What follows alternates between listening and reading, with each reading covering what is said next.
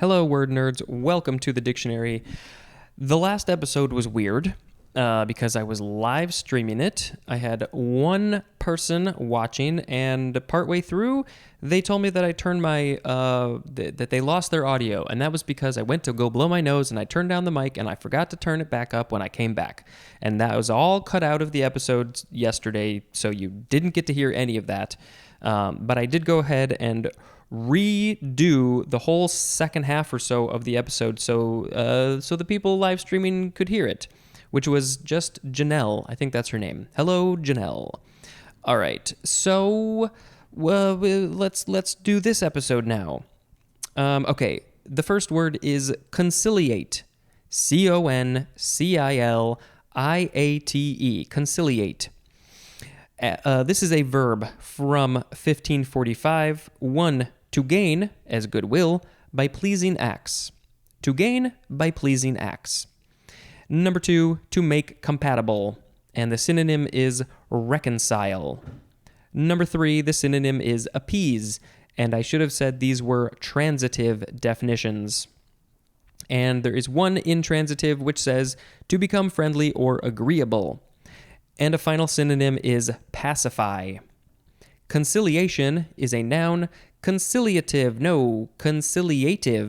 is an adjective. Conciliator is a noun. And conciliatory is an adjective. This is from the Latin verb conciliare, which means to assemble or unite or win over. From concilium, which means assembly or council, and there's more at the word council. Next word is concinnity. Noun from 1531, harmony or elegance of design, especially of literary style in adaptation of parts to a whole or to each other. This is from the Latin concinus, which means skillfully put together. Next is concise, C-O-N-C-I-S-E. This will not be a concise definition because there's a whole big section of synonym information. But there is just one definition. This is an adjective from circa 1590, marked by brevity of expression or statement, free from all elaboration and I do know how to speak English.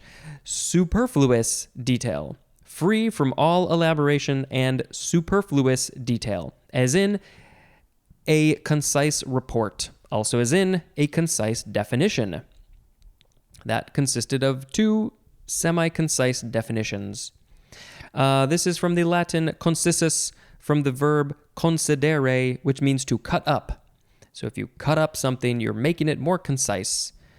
Okay, so here we go with the synonym information. Concise, terse, succinct, laconic, summary, pithy, and compendious mean very brief in statement or expression. Also, there are 7 synonyms. I think there's not usually that many. Concise suggests the removal of all that is superfluous or elaborative, as in a concise description. Terse, T-E-R-S-E, implies pointed conciseness, as in a terse reply. Succinct implies the greatest possible compression, as in a succinct letter of resignation. Laconic implies brevity to the point of seeming rude, indifferent, or mysterious, as in an aloof and laconic stranger. Summary suggests the statement of main points with no elaboration or explanation, as in a summary listing of the year's main events. Pithy, P-I-T-H-Y, adds to the succinct or terse. No, there's no the. Pithy adds to succinct or terse the implication of richness of meaning or substance, as in a comedy sharpened by pithy one-liners. And compendious applies to what is at once full in scope and brief and concise in treatment, as in a compendious dictionary. Applies to what is at once full in scope and brief and concise. I think that was a little nod to their own hat, the dictionary writers. You want it's compendious. It has all of the stuff that it needs to have, but it does it in a concise way. That's what I'm gathering. Okay, next word is concision. Noun from the 14th century. Number 1 is archaic, a cutting up or off. Number 2, the quality or state of being concise. Next is conclave. Conclave, noun from 1524.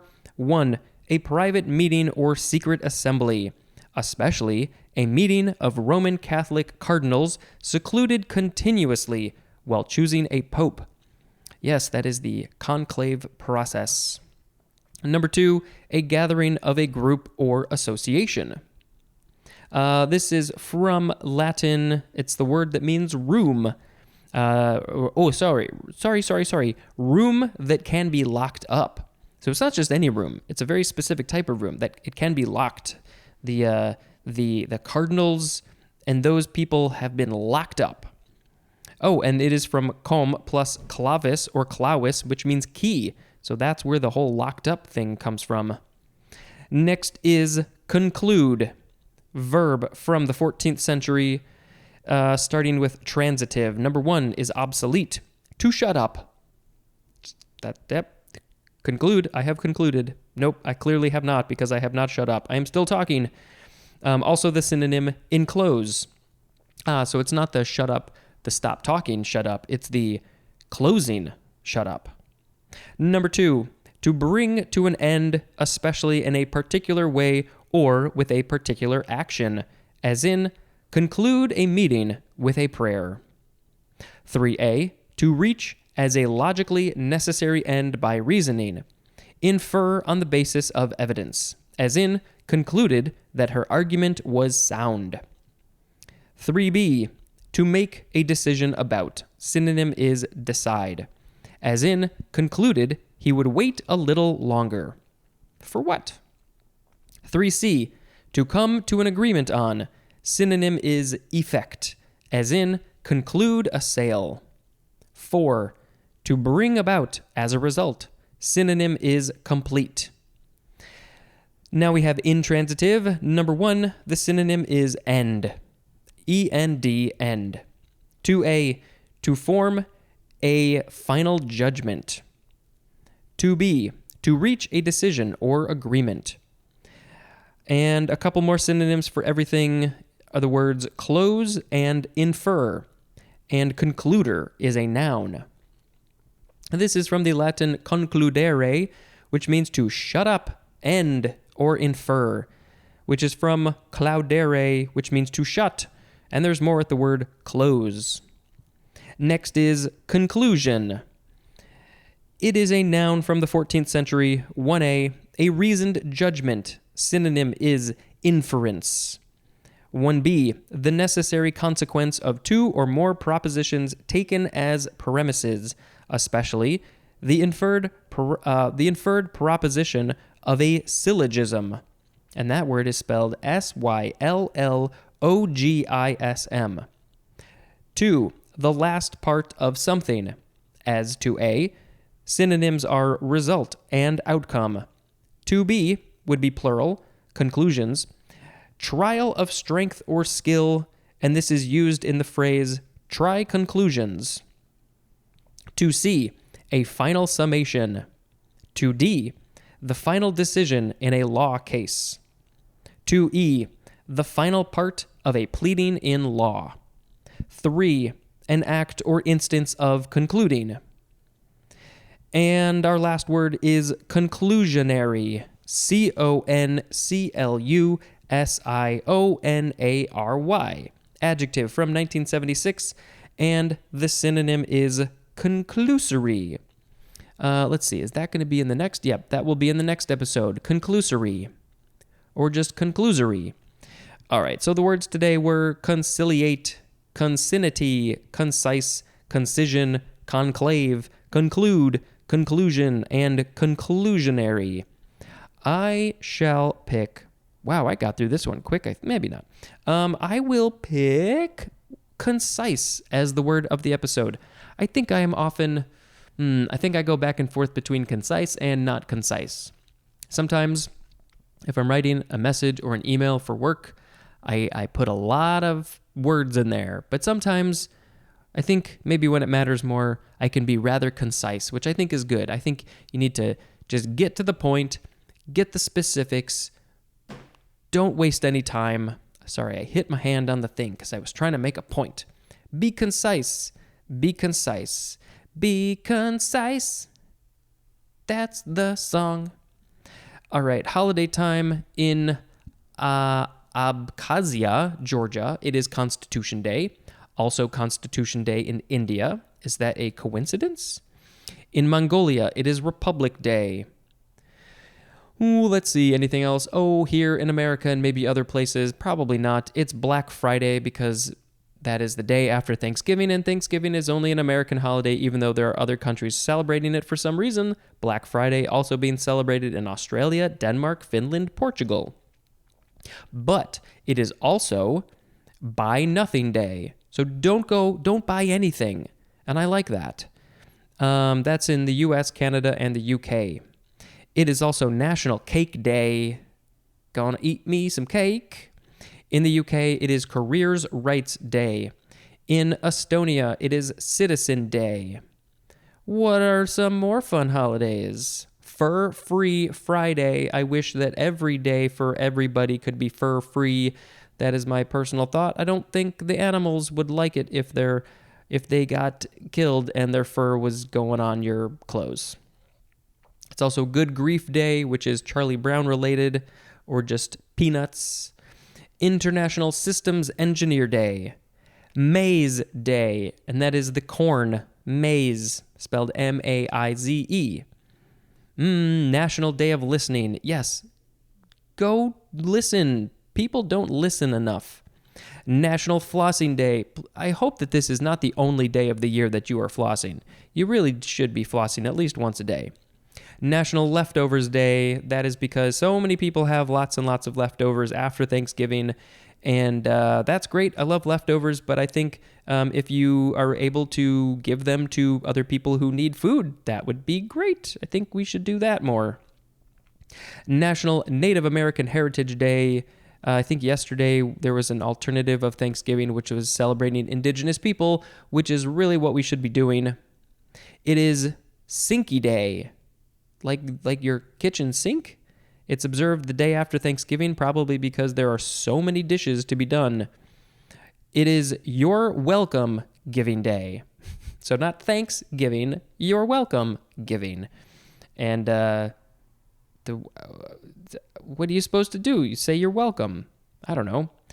Let's see. Anything else that we missed on this other page? National Law Day. I'm not sure if I said that. It is also World Lewis Day. Lewis. Who is this? What is this? It serves to raise awareness about the hundreds of koalas who have passed or have been displaced due to the recent Australian bushfires, and encourages people to donate to charity groups working to help them in any way they can. Don't know why it's Lewis, but that's what it is. It's for the koalas, and we love the koalas. All right, we are going to end this episode. Thank you very much for listening, and until next time, this is Spencer dispensing information, and that is the conclusion. Goodbye. Hello, word nerds. Welcome to another episode of the podcast called The Dictionary. This is another very special episode because I have a guest, which you probably saw in the title of this episode. This guest, we have known each other for probably, now I have to do math. 25 years, give or take, maybe? Does that sound about right? When did you start high school? In 1994? I started in 94, yeah. So however long, so 26 years. 27, 27. 27. Oy, oy, oy. Yeah. Pushing 30. All right. So, we've known each other for a long time. We've been in bands and orchestras of various kinds together, and traveled. We've traveled to various places through those musical endeavors. Yeah. So this guy, his name is Charlie. Charlie, tell the people who you are, what you do, why they should check out the stuff that you do. Sure. So yeah, my name is Charlie Short. I have a podcast called Charlie Likes Music, and you can find that on all the podcast stuff and on Twitter and Facebook, etc. I'm also a musician, and I don't know, by the time this goes out, I don't know what I will have on the calendar. COVID times like slowed me down, but I play out quite a bit at Reggie's and Montrose Saloon and all sorts of places in Chicago. And I have an album that you can stream or you can buy. It's the band is called The Convincers, and we're on Bandcamp or Spotify or Apple Music. And the album is called You're Not Supposed to Like This Record. And Spencer, you were instrumental in getting it off the ground with your amazing video of another guest who will be coming up, Jonah Crouch. Yeah, or maybe he already happened. I don't know. But no, he hasn't happened yet. Okay, that'll be tomorrow. Okay, although his episode will be like 4 days from now. Jonah and Charlie were like, hey, we're going to make an album and we want to do some crowdfunding and we want to make a video. And I said, okay, let's go make a video. So we made a video, and hopefully it helped. It's still very funny. Well, that was all you. I think you guys wrote that, right? And then I just shot it and put it together. Jonah wrote it. He was very thorough. So, yes. But yeah, even now in our 40s, we are still creating.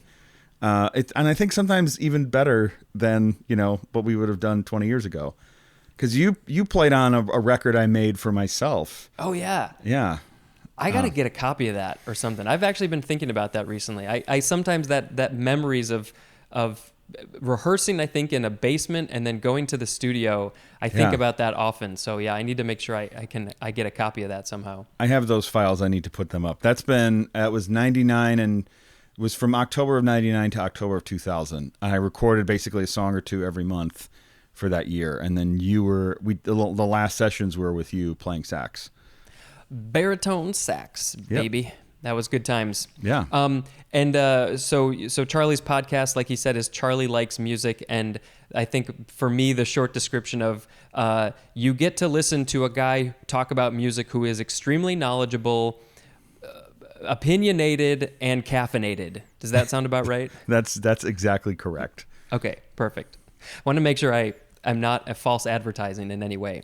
And I listen very regularly whenever the episodes do come out. I do listen, and I am always getting an education because I'm so not knowledgeable about so many kinds of music. The newest episode, the reason that this spurred me to record with Charlie and then Jonah tomorrow was that they released an episode together talking about Jonah's 3 favorite albums. Yeah. And that was a fascinating episode. And I went ahead and started listening to the albums after I heard your episode, and I've gotten through 2 of the albums, and I started the 3rd one so far. It's pretty. It's one of those things where like you have to kind of like because he told me the names. So listen to for everybody listening, listen to if you have 90 minutes, you have to kind of listen to the conversation unfold, because he gave me the list of the 3 albums before we did the episode, and I was like, what?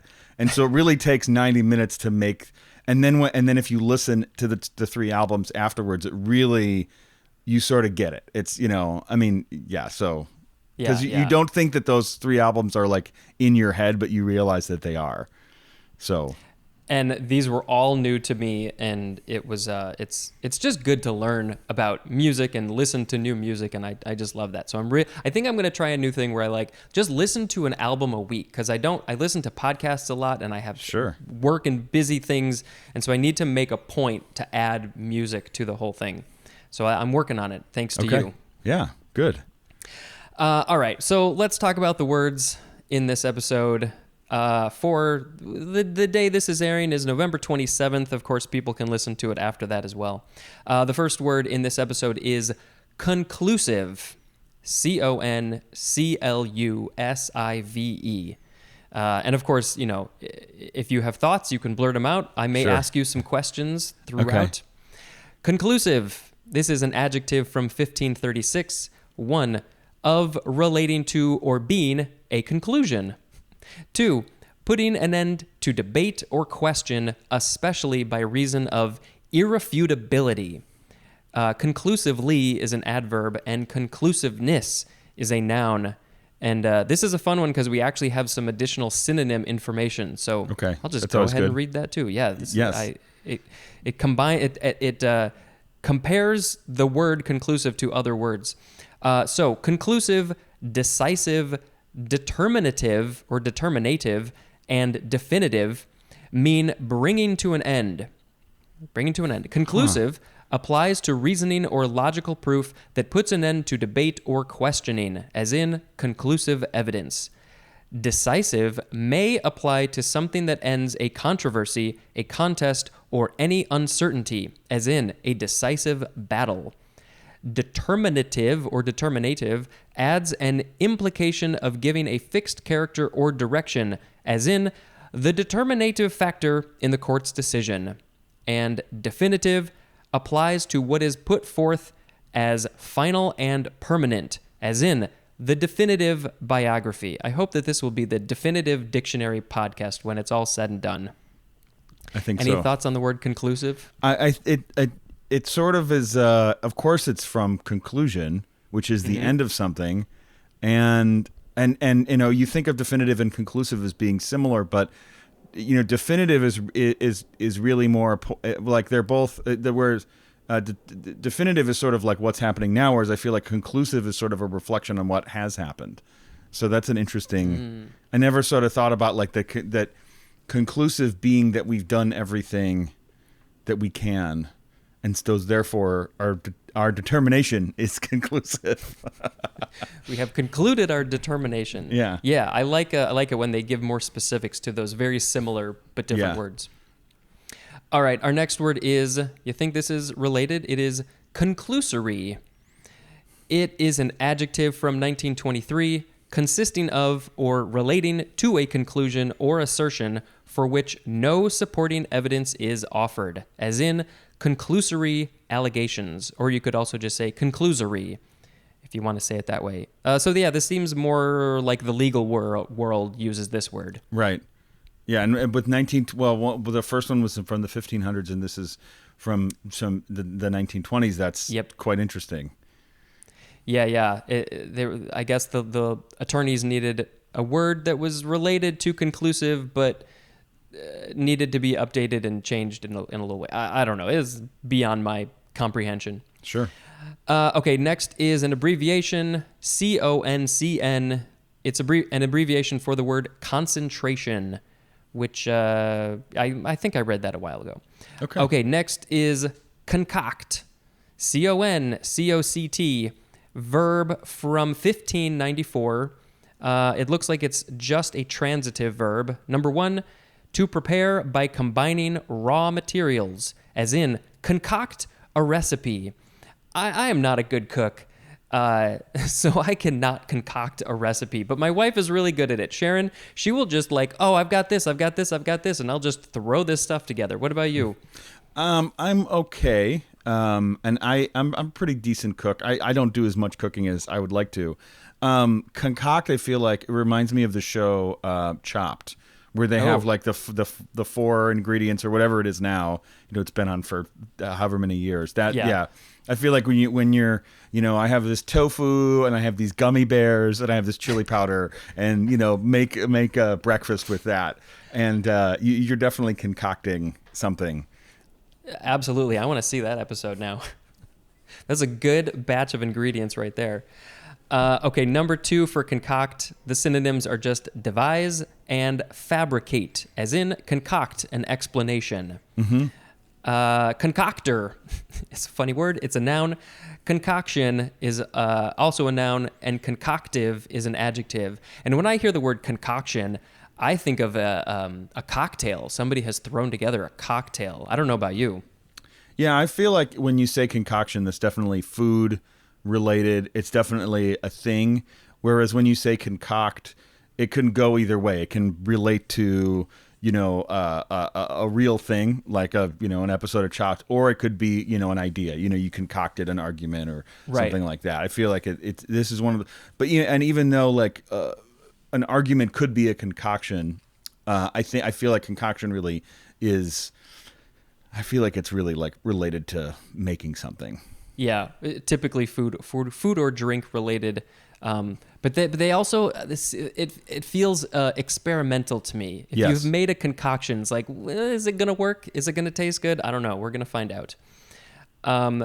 This is from the Latin verb concoquere, which means to cook together, which is from coquere, which means to cook, and there's more at the word cook. So yeah, this is very much related to edible things. I like the Latin. I always like the Latin roots of words. That's Yes. interesting to me. It is a lot of fun. All right, so our next word is concomitance, noun from circa 1535. So we have a synonym, but then we have an especially section. So the synonym is accompaniment, especially a conjunction that is regular and is marked by correlative variation of accompanying elements. Now, a lot of those words make me think of music, but I don't know if it's just music related. Do you have any thoughts on this? So say the word again. Yeah, so the word is concomitance. The synonym is accompaniment, and then but more specifically, a conjunction that is regular and is marked by correlative variation of accompanying elements. I think it could apply to so many things. Yeah, I think so. I think it's, yeah. I mean, when you think of accompaniment, certainly you think of music, but I think that that is more sort of like if you have sort of you talk about like a host of people, like a general or going back to Roman times, you'd have somebody coming out, the people with the general or whoever, Oh, yeah. right? Like the group that goes with you. Yeah, they could be concomitants, I guess. Yeah. I don't know. This definition is so generic that it's not helping me. Yeah. Well, related, maybe this will help. We have the word concomitant. It is the first form adjective from 1607, accompanying, especially in a subordinate or incidental way. And I wish they had an example. Concomitantly is an adverb, and the etymology is basically saying it's from the Latin concomitare, which means to accompany. So a concomitant is something that accompanies something. That's and then also related to companion. That makes a lot of sense. Yeah, that concomitant. That I feel like I've heard that in history podcasts. Everybody went out. The two kings meet, and the concomitants was with them. It does very much feel like something that would, history related, war related, something like that. Yeah. Okay, well, the second form of concomitant is a noun from 1621, something that accompanies or is collaterally connected with something else. And then the synonym is just accompaniment. And accompaniment, it's all about that. Okay, our next word is concord. Concord. It is a noun from the 14th century, 1a, a state of agreement, and the synonym is harmony. 1b, a simultaneous occurrence of two or more musical tones that produces an impression of agreeableness or resolution on a listener. And it says compared to it wouldn't be a synonym, it would be an antonym, discord. I feel like in music we hear discord much more often than we hear concord. Yeah. That's just me. I don't know. I feel like I've heard it in our other mutual friend, Andrew Sen, who I'm sure does not listen to this podcast. I don't know if he listens to any podcasts. That's funny to only people that know him.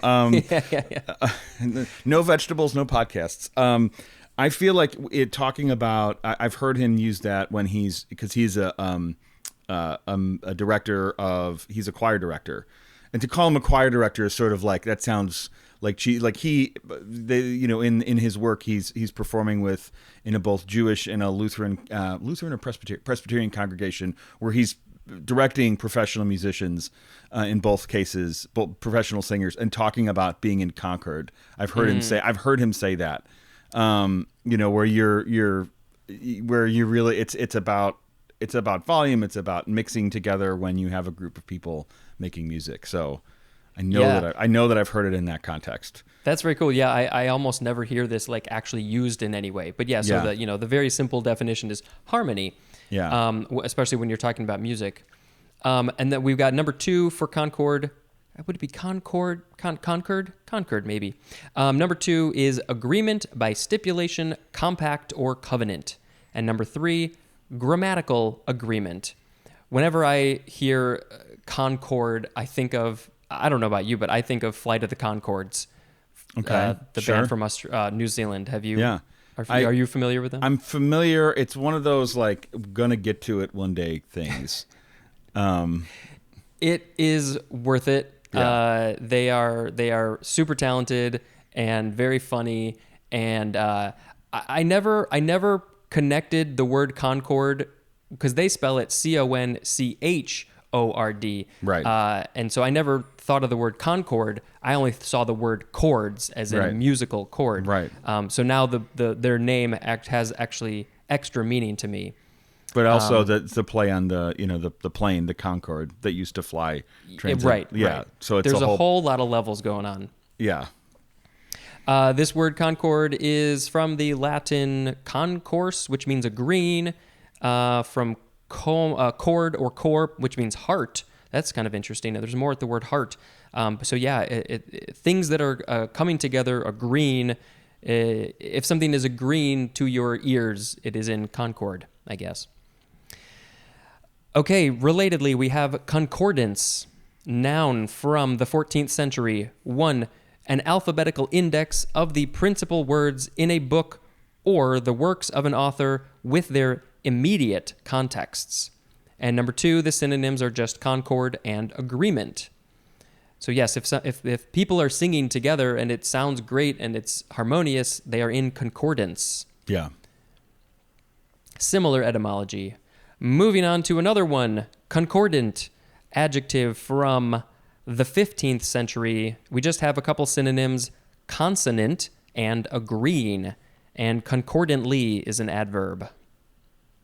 So yeah, I guess people, music, singing could be in concordance or they could be concordant, depending on the way that the words are used. Okay, I don't know if this one's related at all, but it's spelled similarly. It is concordat. So we got rid of the N. It sounds funny to say concordat. Okay. It is a noun from 1616. Synonyms are compact, or would it be compact, and covenant. And then specifically, an agreement between a pope and a sovereign or government for the regulation of ecclesiastical matters. And I am not a religious person, so this doesn't connect with me in any way.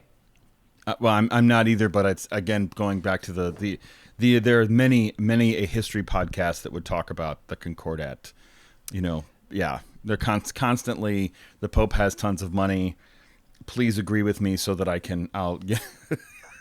please agree with me. I'll give you money, and then you go kill those other guys, and we'll all be in charge together. Sounds awesome. Oh, it's the best. Yeah. Maybe I should listen to some more history podcasts. So we are on our last word. It is very French. It is concours d'élégance. Concours d'élégance. It is spelled, it's 2 words. First word, CONCOURS. You don't pronounce the S. And then the second word is D''ELEGANCE. Concours d'élégance. All right, this is a noun from 1950. A show or contest of vehicles and accessories in which the entries are judged chiefly on excellence of appearance and turnout. So, vehicles and accessories, they're judged about how they look. Have you ever heard of this? Concours d'élégance. It's like it's a procession of elegance, right? So it's like a beauty pageant. Very good. I was going to say, do you know French? I did study French when we were in high school, and by study I mean sit in class for 3 years, and then quietly stop taking it. Very quietly. And so this literally means you were close. You were right. It's competition of elegance. Okay. Yes. Okay. Yeah.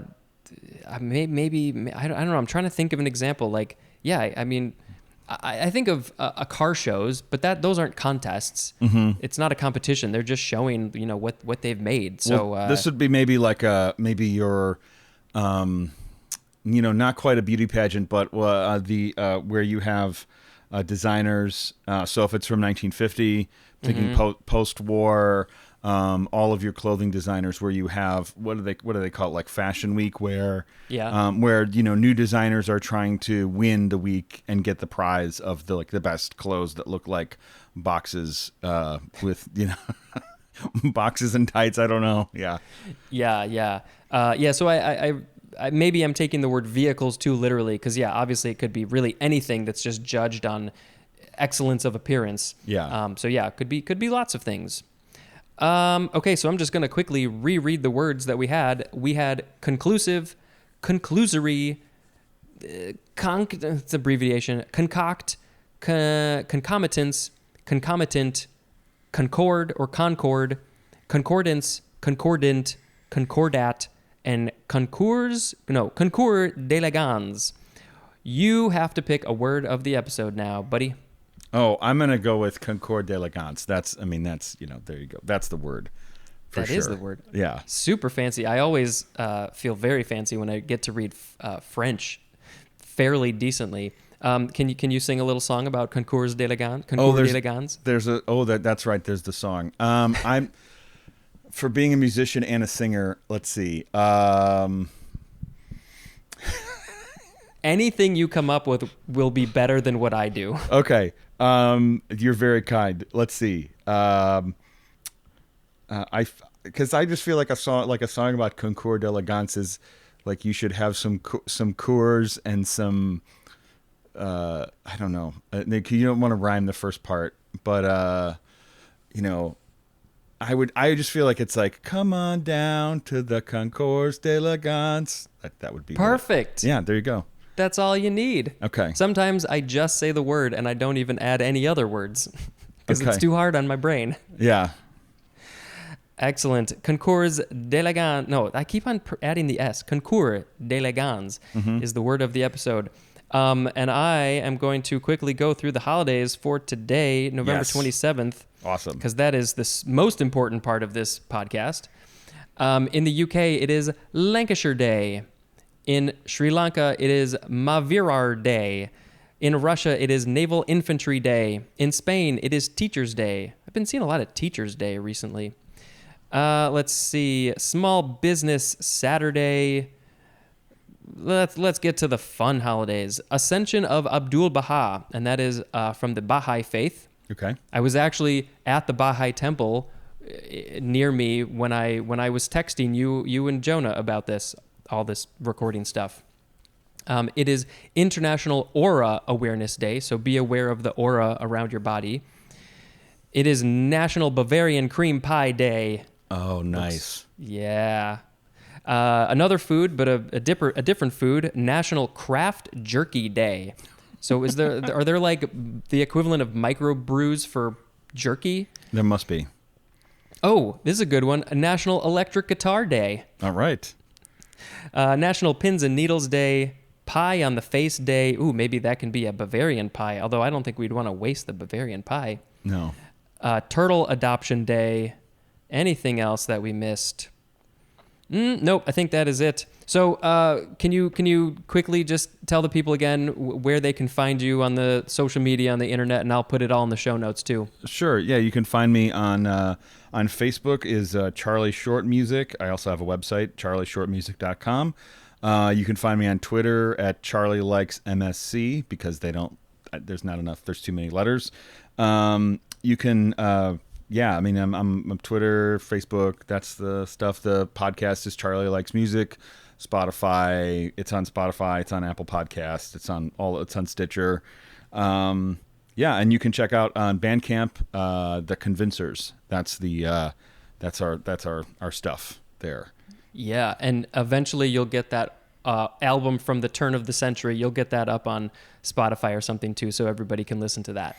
Oh gosh, I'll have to figure. That will definitely go on Bandcamp. I have the files, so we'll figure that out.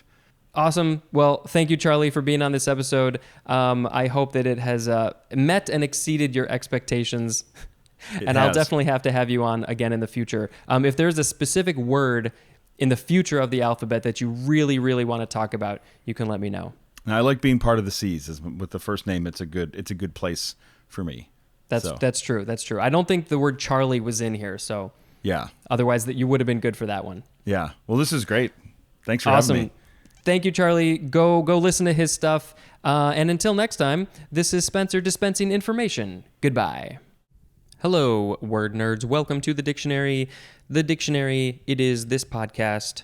That's all it is. It's just this podcast.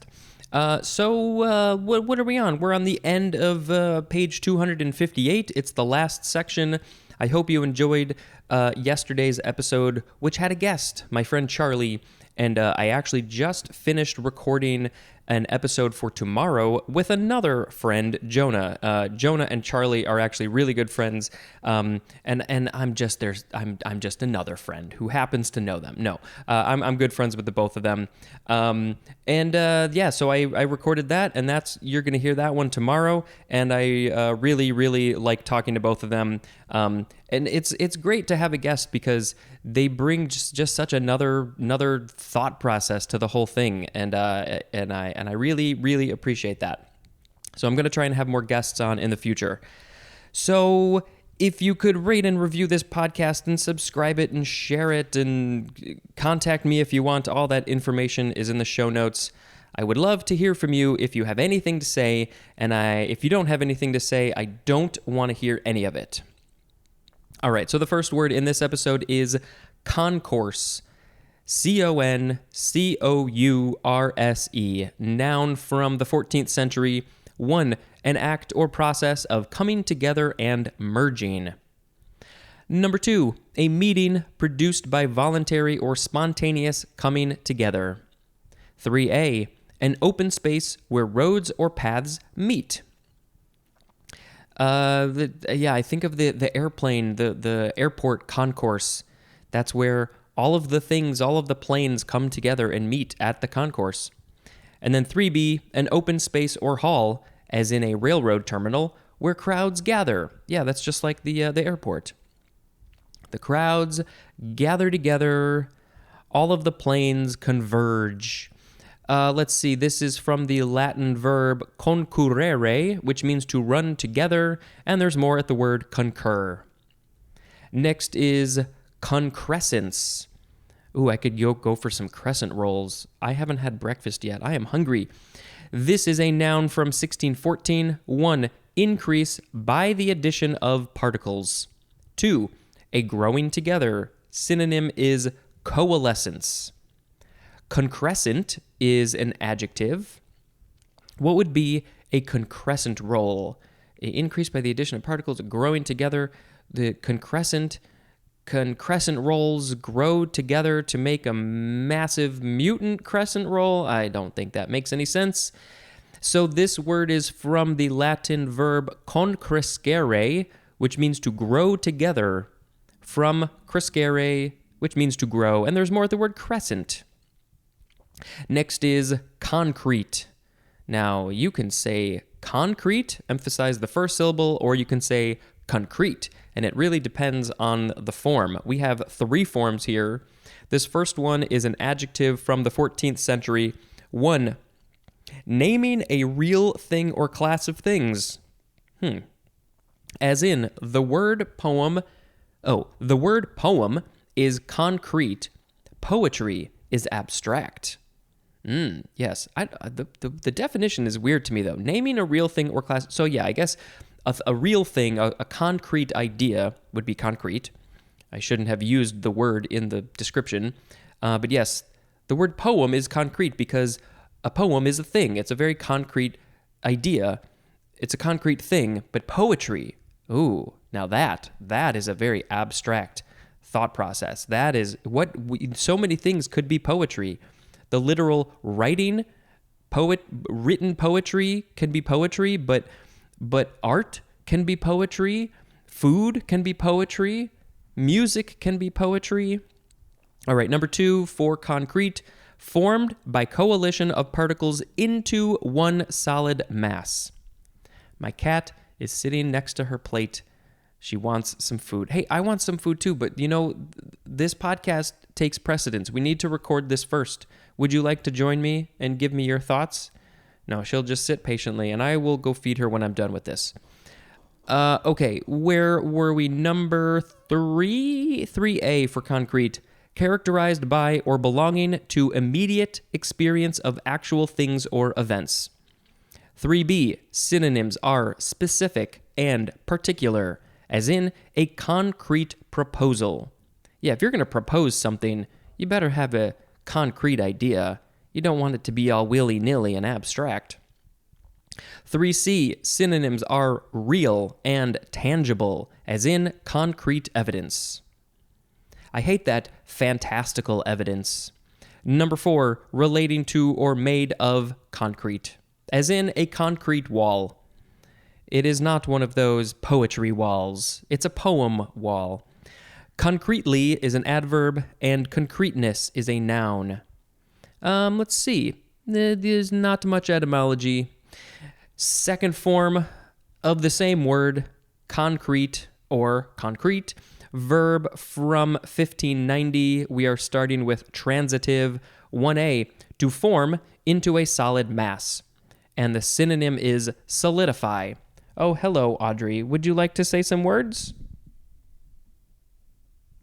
She's a pretty quiet cat. She very rarely makes any sounds. She's going to get up on my lap, and she's going to block the book, I think. Yes, I know you want food. I want food, too. We'll get food soon. Okay, number 1B, synonyms are combine and blend. Number 2, to make actual or real. Cause to take on the qualities of reality. What a concept. 3, to cover with, form of, or set in concrete. You can concrete. And then we have one intransitive definition, which is to become concreted. Does that mean that you have been put in concrete? To become concreted. Moving on to the third form of concrete, noun from 1656. 1, a mass formed by concretion or coalescence of separate particles of matter in one body. 2, a hard, strong building material made by mixing a cementing material and a mineral aggregate with sufficient water to cause the cement to set and bind the entire mass. So, examples of the cementing material are, one example, Portland cement, and an example or examples of the mineral aggregate that is combined with the cementing material would be sand and gravel.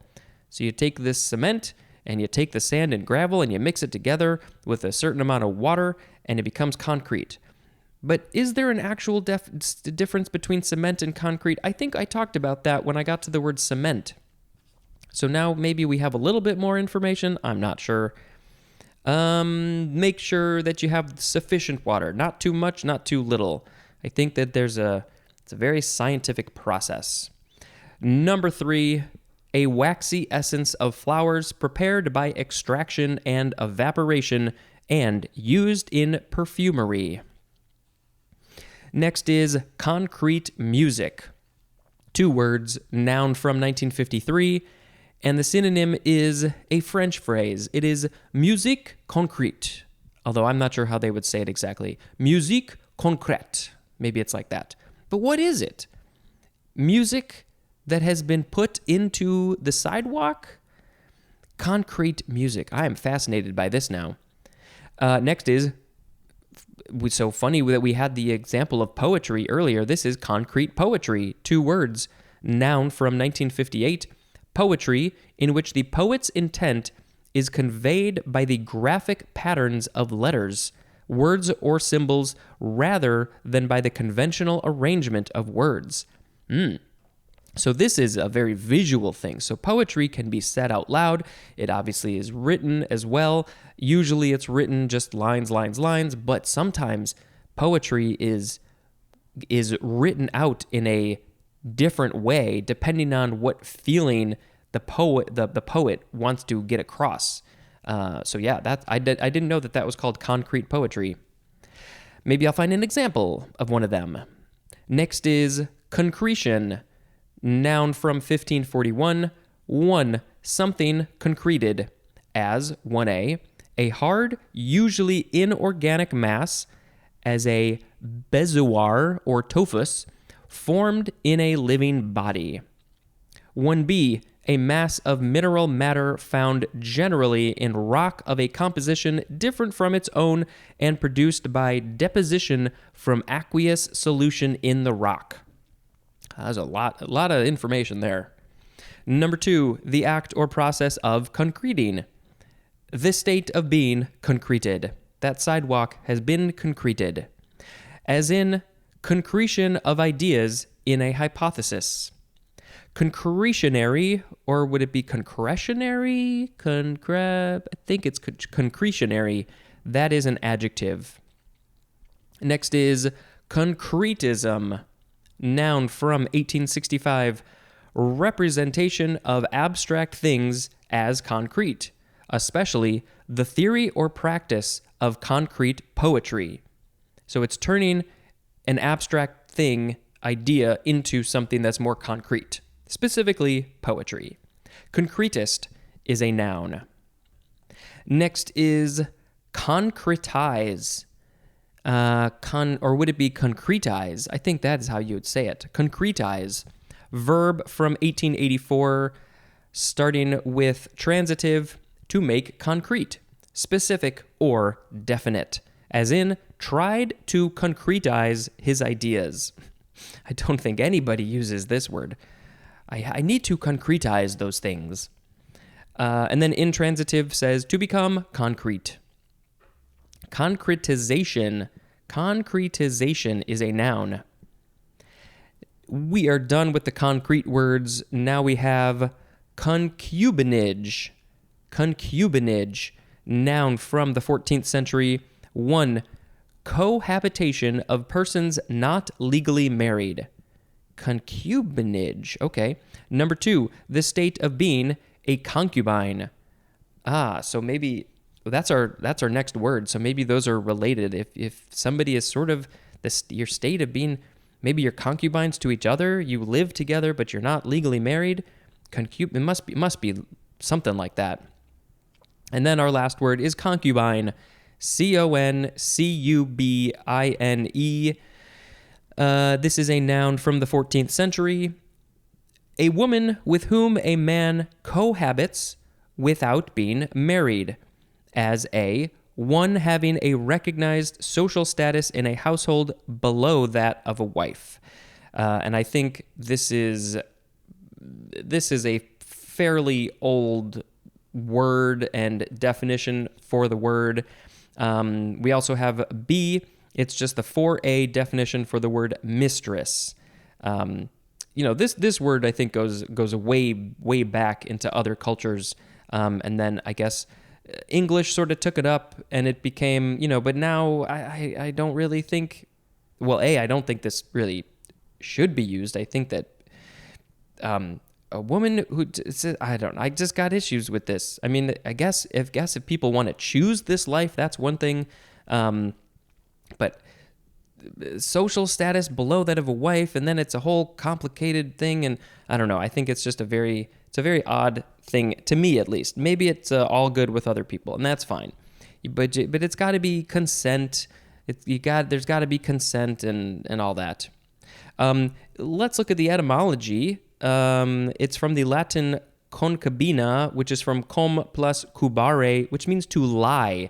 Now, is that lying down, or is that telling a lie, like a not truth?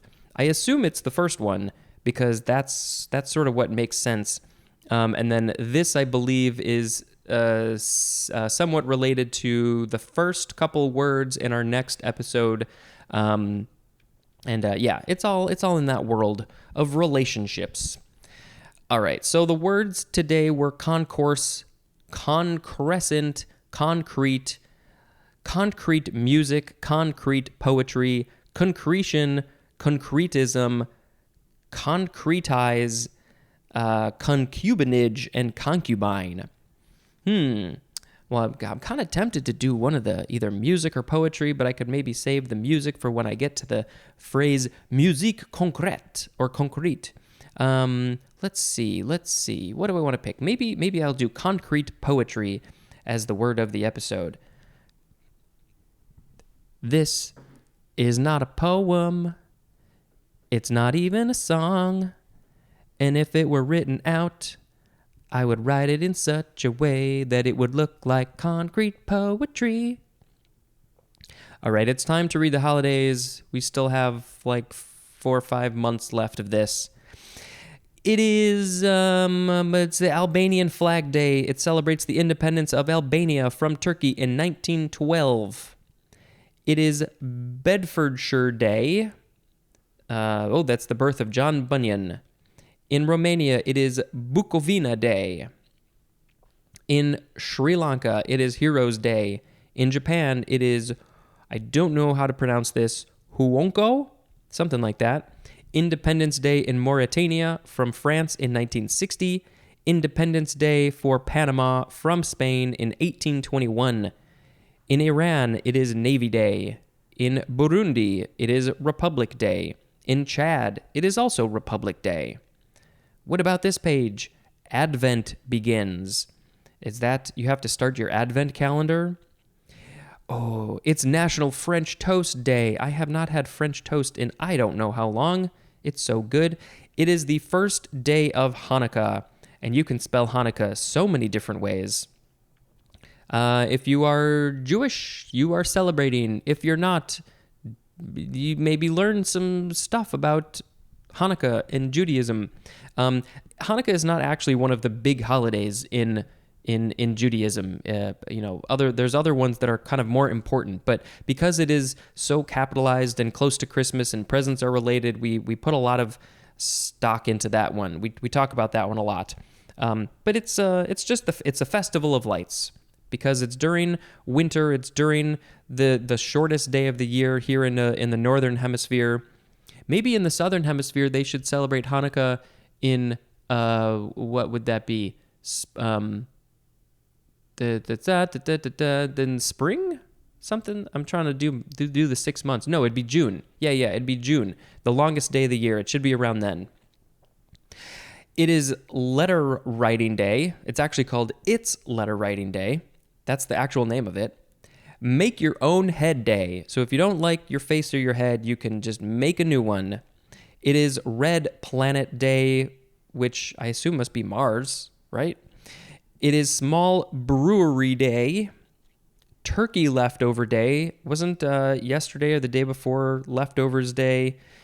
Any other more fun holidays that we missed? Nope, we got them all. Go eat some French toast when you light the candles on Mars. Thank you very much for listening, and until next time, this is Spencer dispensing information. Goodbye. Hello, word nerds. Welcome to another very special episode of The Dictionary. This is the podcast where I, Spencer, read the dictionary, and sometimes, rarely, but hopefully more often coming up, I have guests. I have people who I can talk about these words with. So a couple of days ago, you heard Charlie, an old friend of mine. We figured out it's been like 27 years. But today I have an even older friend, Jonah. You saw his name in the title. We have been friends since we were 3, I think. Is that right? Sounds right. Daycare, 3 years old. That's when we met, and we have been best buds ever since. Yeah, very consistent. Never lost touch. No, I mean, in college times, adult people have their own lives and they get busy, but no, we're here, we're still kicking. Yes. Jonah, can you please tell the people about who you are, okay, your whole life story, and yes, what they should experience from your life? Okay, well, let me just say it's an honor to be on the dictionary. I consider it a national treasure. And I'm been friends with Spencer since 3. We went to preschool, some form of like private preschool, something. It was just a daycare. Yeah. Yes, right. and together, and then made videos in his basement for many years with a bunch of people, bunch of friends, and stayed in touch. And yeah, Spencer's been following my musical career, which led me to Nashville, which is where I am right now, and recently recorded with another old friend, which you might have just heard on last episode, 2 days ago, yeah. previous episode with Charlie Short. So we have a band called the Convincers, and I tune pianos here in Nashville. And of course, I'm going to find whatever music you have online and I'm going to put it in the show notes. Okay. Because Jonah is a very talented musician. Thank You've you. also heard his cello playing Oh, yeah. earlier in the seas. And well, actually, I wasn't even for the word cello. I think it was for something else that I had you. It wasn't all that long ago. Yeah, I forget. You have to remind me because I was looking for it and I couldn't find it. Yeah, I think it was. I just saw our text. I think it was October 5th. Whatever episode went Okay. on October 5th. Okay. Yes, there's a clip of Jonah playing the cello, and then he moved on to the guitar Yep. and piano tuning, Yep. and is a very talented performer and Thanks. singer and all that. Thanks. Yeah, I do have a Bandcamp page. It's jonahkraut.bandcamp. Oh, see, that's perfect. Jonah Kraut. Yeah, like sauerkraut. And if you have a piano in the Nashville area, you definitely need it tuned by this guy. Yeah, that's fine. There we go. All right. So let's talk about the words. Yeah. You have not. Well, you actually have seen these words because I just texted you a I picture. only just saw them now, and I'm still All right. stuck on the first one, so it'll be Yeah, like they're all yeah. new. No reading ahead. Okay. So this first word is, I think it's pronounced concupiscence. Concupiscence. It is spelled CONCUPISCENCE. Concupiscence. Noun. And I actually haven't recorded yesterday's episode, so I don't know if there's anything related to this. But this is a noun from the 14th century. It just means strong desire, especially sexual desire. And concupiscent is an adjective. And this is from the Latin verb concupiscere, which means to desire ardently, which is from cupere, which means to desire. What do you got to say about this one? I mean, this is just right in off the deep end right here. Yep. This is a complicated subject, and I think it's a good word to bring up to your significant other sometimes. Yeah, well, how do you use this in a sentence? I have so much concupiscence for you, my partner. Yeah, I found myself struggling with concupiscence, an overwhelming concupiscence. There you go.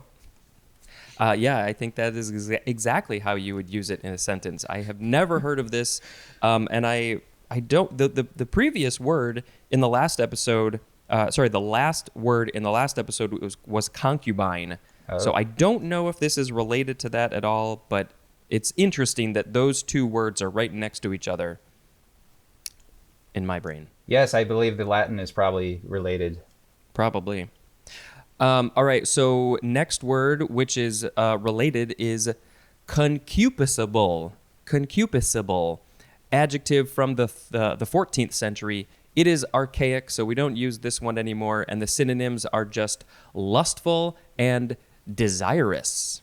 When you get to an archaic word, do you ever just get the desire to say, "Hey guys, bring this back. Let's bring this back. Let's start a campaign for some of these archaic words." Yeah, there are archaic ones, there are obsolete ones, and I'm like, why aren't we using this one? There was one not too long ago. It was, I don't remember the actual term, and I literally said, I want to use this going forward, and it was an old term for a bathroom. And I can't remember what it was. I'll have to go back and figure it out. But I was like, I'm going to start using that one. And of course, I have not done that. So yes, let's bring concupiscible back into our lexicon, if we can figure out how to say it. All right, our next word is concur. This is a verb from the 15th century. I think it's just intransitive. Number 1, to act together in a common end or single effect.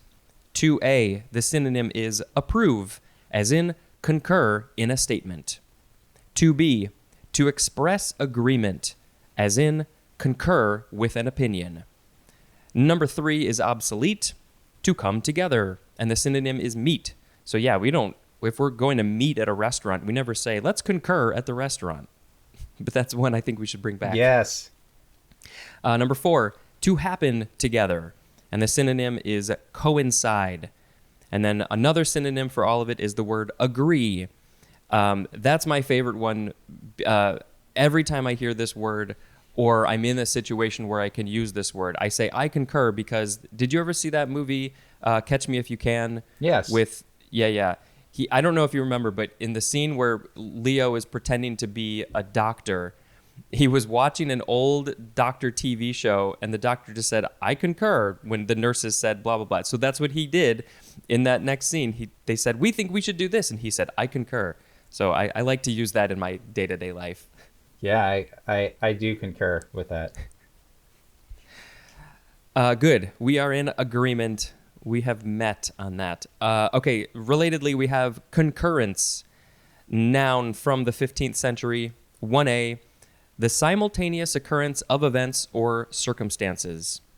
1B, the meeting of concurrent lines in a point. 2A, agreement or union in action, and the synonym is cooperation. 2B1, agreement in opinion or design. 2B2, the synonym is consent. And 3, a coincidence of equal powers in law. Interesting. I never knew about that last meaning.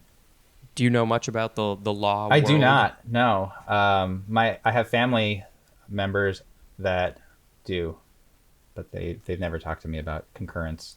They do the law. Coincidence of equal powers. Yeah, I don't even know what that means, because I don't understand the law stuff. Coincidence of equal...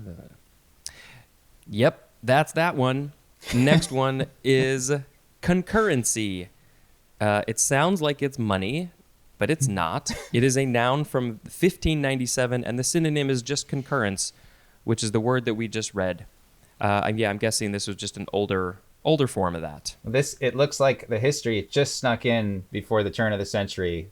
It was like concurrence existed, and then right before the 1600s, concurrency was like, hey, it could be the same thing. Right. Can I get in here? Nope. Sorry. Okay. All right. Next we have concurrent. This is an adjective from the 14th century. 1, operating or occurring at the same time. We are in a concurrent thing. We are both on this web platform having a conversation. We are concur. I don't know. I don't know if that makes sense. All of it. 2A, running parallel. 2B, the synonym is convergent. Specifically, meeting or intersecting in a point. 3, acting in conjunction. 4, exercised over the same matter or area by 2 different authorities, as in concurrent jurisdiction. Well, that's complicated, probably. That sounds like law stuff again. Yeah, law stuff. It seems like two areas have jurisdiction over the same area, like, I don't know, police or something, but that seems like it could get super complicated. The number 2, A and B are opposites.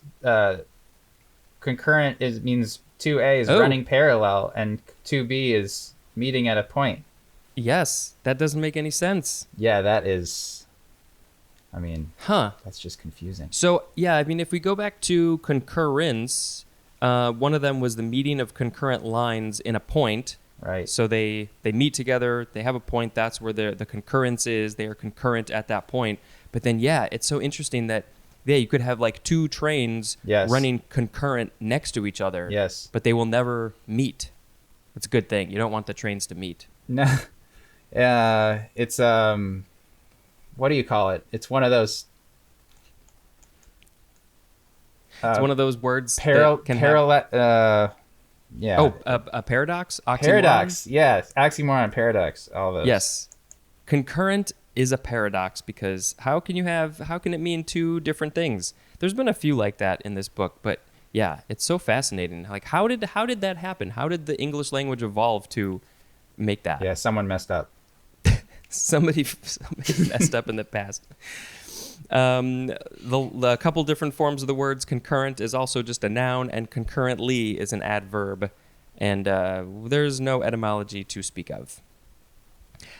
Next is concurrent resolution. 2 words, noun from 1778. A resolution passed by both houses of a legislative body that lacks the force of law. What does that mean? I think it means it means it's not something that gets. It's something that affects people that is not already under the law. Like the law can't. Yeah, like if everybody passed a bill on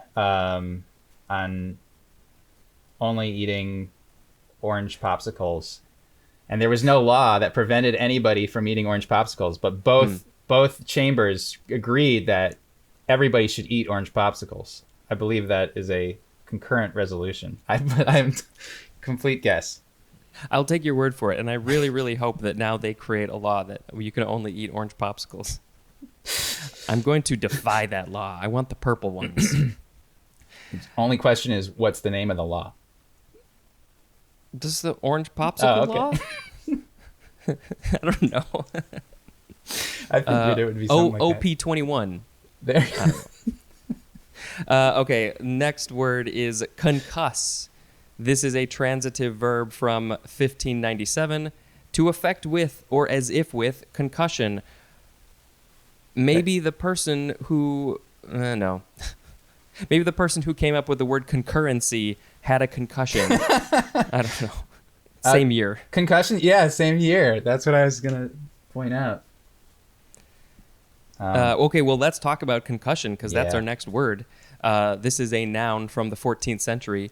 1a, a stunning, damaging, or shattering effect from a hard blow, especially a jarring injury of the brain resulting in disturbance of cerebral function. We'll talk more about this after I finish up. 1b, a hard blow or collision. 2, synonyms are agitation and shaking. Another synonym for everything is the word impact, and concussive is an adjective. This is from the Latin verb concutere, which means to shake violently, from quatere, which means to shake. So I don't have a lot of experience with concussions. I don't know about you, but do people shake a lot when they have a concussion? Maybe. I'm sure, yeah, you can just start... You're basically hurting your brain, and your brain controls everything, so... Or maybe if they are shaken violently, either like literally or by a hit to the head, then that creates a concussion. Yes, You've never had one? The body, I think, the leg sometimes convulses and just weird. It depends on probably where you get hit. In the head, I think. Well, yeah. You mean where on the head? Yes. Yeah. I think I know somebody who I was with who got hit pretty hard, and we were worried that he had a concussion. I don't think he did. My cousin actually not that long ago got a pretty bad concussion on a bike, and she was wearing a helmet. And I think she still, this is like weeks later, I think she still has some weird brain fog, although it's getting better. If you get a concussion, you're not supposed to go to sleep. Right. That's very dangerous. Yeah, that is the big important thing to say about that is if you get hit on the head and you're worried that you might have a concussion, if you're confused or whatever, don't go to sleep because it could have some bad effects. Yes, very, very bad. I hope nobody ever gets a concussion. Yeah, me too. Oh, thank you. Not. Our next word is COND. It is an abbreviation for 1, condition, and 2, conductivity. Next is condemn. This is a verb. I believe it is just a transitive verb from the 14th century. 1, to declare to be reprehensible, wrong, or evil, usually after weighing evidence and without reservation, as in a policy widely condemned as racist. If it is widely condemned as racist, it probably is racist. 2a, to pronounce To pronounce guilty, synonym is convict. To be, the synonyms are sentence and doom, as in condemn a prisoner to die. This is a fun section. Yeah, dark. Number 3, to adjudge unfit for use or consumption, as in condemn an old apartment building. It's basically just calling something just crappy. Mm-hmm. Number 4, to declare convertible to public use under the right of eminent domain. Another synonym is the word criticize. Condemnable is an adjective.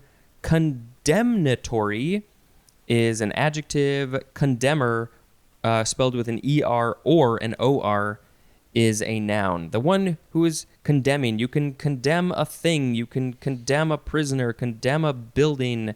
So many things can be condemned. This is from the Latin damnare or condemnare, which means to condemn. And there's more at the word damn.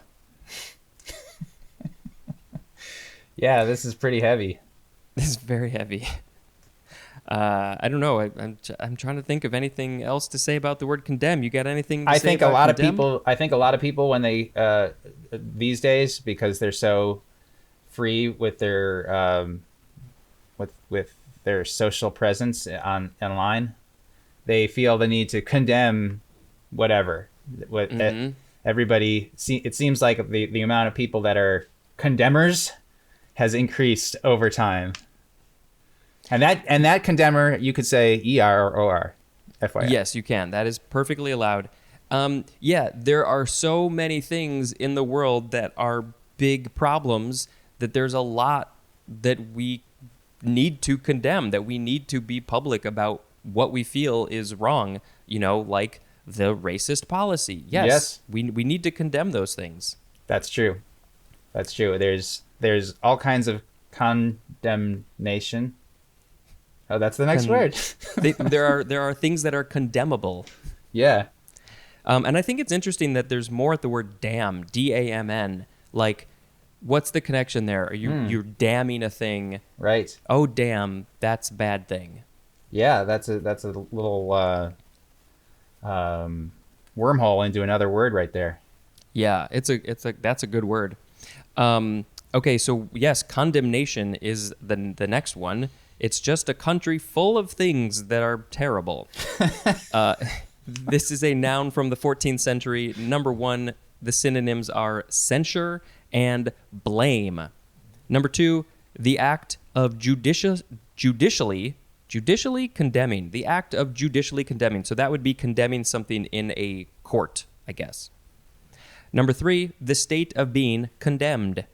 And 4, a reason for condemning. A reason for condemning. That's about all I got for that, too. And then our last word. This is actually connected to the first word in the next episode, so I probably should have combined those, but I don't care. It'll give you a little bit of a taste for tomorrow. It is the word condensate. And it looks like you can also say condensate if you want to emphasize that syllable. I want to. You can. Condensate. Condensate. Noun from 1889. A product of condensation, especially a liquid obtained by condensation of a gas or vapor, as in steam condensate or steam condensate. It sounds weird. Love it. Condensate. Man, I remember learning about this in probably first grade. Yeah. Our teacher put out a glass of water, and then you come back later the next day or something, and there's less water. And it's like, whoa, it's just going into the air. Yeah, it's one of the few science things that you can witness with your own eyes. It's like a nice little It's a home experiment. Yeah. Yeah. And there's the two sides of it. There's the side of the water evaporating or whatever it is evaporating into the air, but then also like in the morning, I think that's more what this is. The condensate is the water in the air has connected, gotten on the grass or the plants or whatever it is. because they're cold in the night, and then I don't really know the process exactly, but there's the two versions of this process. You can watch it go away, and you can also sort of watch it appear. Yeah, the liquid, I guess water changes easily from liquid to gas. And or vice versa. Or vice versa. And to solid. But it has to do with the temperature. And then, so during the night, when it gets cold, you're always dealing with some sort of condensation, either in the night or in the morning or both. It just has to do with change in temperature. Right. So when it's warm, the water can be a gas, and then when it gets colder at night, it's like, oh, well, I don't want to be a gas anymore. I'm going to become a liquid. Yes. It has reached that temperature change. Yes. And what's cool about these days, with our smartphones, we have a time-lapse feature on our phones. It's really easy to shoot time-lapse now, so you can actually shoot a time-lapse of a glass of water evaporating over a day or something if you feel like it. Yeah, I do feel like it. You should go do that today. Okay, so I'm going to reread the words today. We had concupiscence, concupiscible, concur, concurrence, concurrency, concurrent, concurrent resolution, concuss, concussion, condemn, condemnation, and condensate. You have to now pick a word of the episode, whichever one you love or hate or are indifferent. I think I was most intrigued by concurrent, because it had the definition for running parallel or running converging at a point. So that's my that's my word of the day. That's your word. Concurrent is the word of the episode. Can you now sing a short little ditty about the word concurrent? Okay, yeah. Concurrent. Two lines running parallel or converging. Perfect. This is Grammy award-winning material right there. I love it. Yeah. Seriously, as I told Charlie, anything that you guys will come up with will equal or be better than anything that I do. I seriously doubt that, but thank you. For those who have listened to every single one of my songs, every single episode, you know how crappy my songs are. Well, I condemn all of my songs. You're condemning yourself. It's just part of the same, it's coming from the same place. So of course you're going to get sick of your own song. Yeah, but it's so hard to come up with something in the moment. Sometimes I'll just say the word because I don't know what other words to add on to it. Charlie was like, I want to rhyme. I think he mentioned something about rhyming. I was like, that's too much effort. Right. Just say some fun words. My motto, one of my life mottos is just dare to be stupid. And that's what this whole podcast is, especially when we get to the song part. Wow. Yeah, I think that's important. Should we talk about some holidays? Let's. For November 29th, in the UN, it is International Day of Solidarity with the Palestinian People. Oh. That's a big topic. Yeah. In Albania, it is Liberation Day. In Yugoslavia, it is Republic Day. In Vanuatu, it is Unity Day. In Liberia, it is William Tubman's birthday. Happy birthday, William. It's Cyber Monday. This is the Monday after Thanksgiving, and all the people are going to be doing some online shopping. It is the second day of Hanukkah. I haven't recorded yesterday's episode, so I didn't know, but it's so funny that Hanukkah can be in November. Yeah. I will obviously be doing something with my family, maybe one half of my family. The other half doesn't celebrate Hanukkah. You did the same, didn't you? You guys are Jewish, but you celebrated Christmas as well? Yeah, we like the presents thing for Christmas better. So we just elected to do that. You know what? The whole way that the holiday is celebrated, we like that one better. We're just going to choose to do that. I like that. But did you do Hanukkah too? We did. We didn't do the presents. And once you take the presents away from a holiday, it's like, okay, I mean, we'll do it, but yeah, it's not like something to look forward to. Yeah, yeah. Well, especially as a kid. As a kid. Sure. Yeah, as a kid. Do you guys still do one or the other? Is it a thing? We still do Christmas. I mean, again, this is we get the presents on one day, one morning. Everybody else is doing it. It just makes sense. But Yeah, right.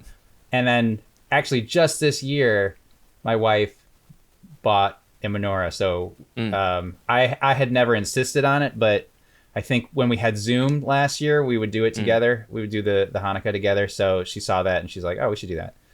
Yeah. I think it's a fun tradition Yeah, to keep going. I agree. I actually have my great grandma's menorah. This is the one that we would use as a kid, and it has a little. It's a music box too, so you can wind it up and it plays a song. Wow. What other holidays? In New Zealand, it is Chatham Islands anniversary. It is also in New Zealand Westland anniversary. Maybe that's the same thing. I don't know. Let's talk about the fun holidays. Customer is wrong day. So if you're in retail, the customer is usually right, but on this one day, somebody can come in and say, "I want this," and you say, "No, you want this instead." I wonder if that's related to being Cyber Monday. Probably. I really want, if you're in retail and you're able to do something like that, I want to hear some stories. It is Electronic Greeting Card Day. What else? National Chocolates Day. Not just chocolate, just chocolates. You have to have many chocolates. National? Oh, like in the United States? Yeah, probably Okay. in the States. Okay. National Lemon Cream Pie Day. Yeah, that sounds good. National Square Dance Day. Oh, okay. I think my only experience with square dancing is in gym class. Oh, I went to square dances in when my family would go up to New Hampshire for summer, and it was like a legit square dance, like a barn, the musicians. It was pretty fun. Actually, I remember losing a tooth once. I had a loose tooth and it just fell, and everybody had to stop. You were like 25? Was I 25? That's what I said. So you lost your tooth during the square dance? Yes. Yeah. And it was embarrassing because like everybody, it was like on the floor of the square dance, and I think I had to like stop everybody. I remember people stopping. Stop the square dance. Or they were about to start and somebody was like, he lost a tooth and they had to stop. I don't remember. I think I've erased that mostly, but I do remember some sort of thing where I lost a tooth at a square dance. Yeah, well, as a kid, that, you know, if you had to like stop a whole square dance because of your own lost tooth, that can be a little traumatizing, I guess. I think so. Yeah. Oh, that's hilarious. It is Throw Out Your Leftovers Day. I don't agree with this whatsoever. If you're not going to eat them, you should give them to somebody else who will eat them, who needs the food. Good point. And then every once in a while, this one page will show somebody's birthday. This is Chadwick Boseman Day. I assume that today was his birthday. And man, I don't know if you, I mean, I don't have like a lot of experience with his movies other than Black Panther, really, but that was a big loss when he left. Yes. Yeah, he's a great actor, and I like you. I haven't seen him in much, but every time I did see him, he's. Oh no, I saw him in the James Brown. I saw parts of that. Yeah, I mean, just he could command your attention with great ease. Yeah, he was a really good actor and also sounds like an incredibly awesome human being. Yes. And even after he was diagnosed, he was like, I am going to work and work and work and do as much as I can. Yep. And I'm not even going to talk about what I've got. Yep. Oh, well, on that note, say again, where can people find you? What do you got going on? The band with Charlie is called The Convincers. I believe it's at The Convincers at .bandcamp. I want to say that. And my name is Jonah Kraut, and that is where you can find my Bandcamp, jonahkraut.bandcamp. And yeah, thank you very much, Spencer. I appreciate your information dispensing. I am the most dispenser of information. I don't know.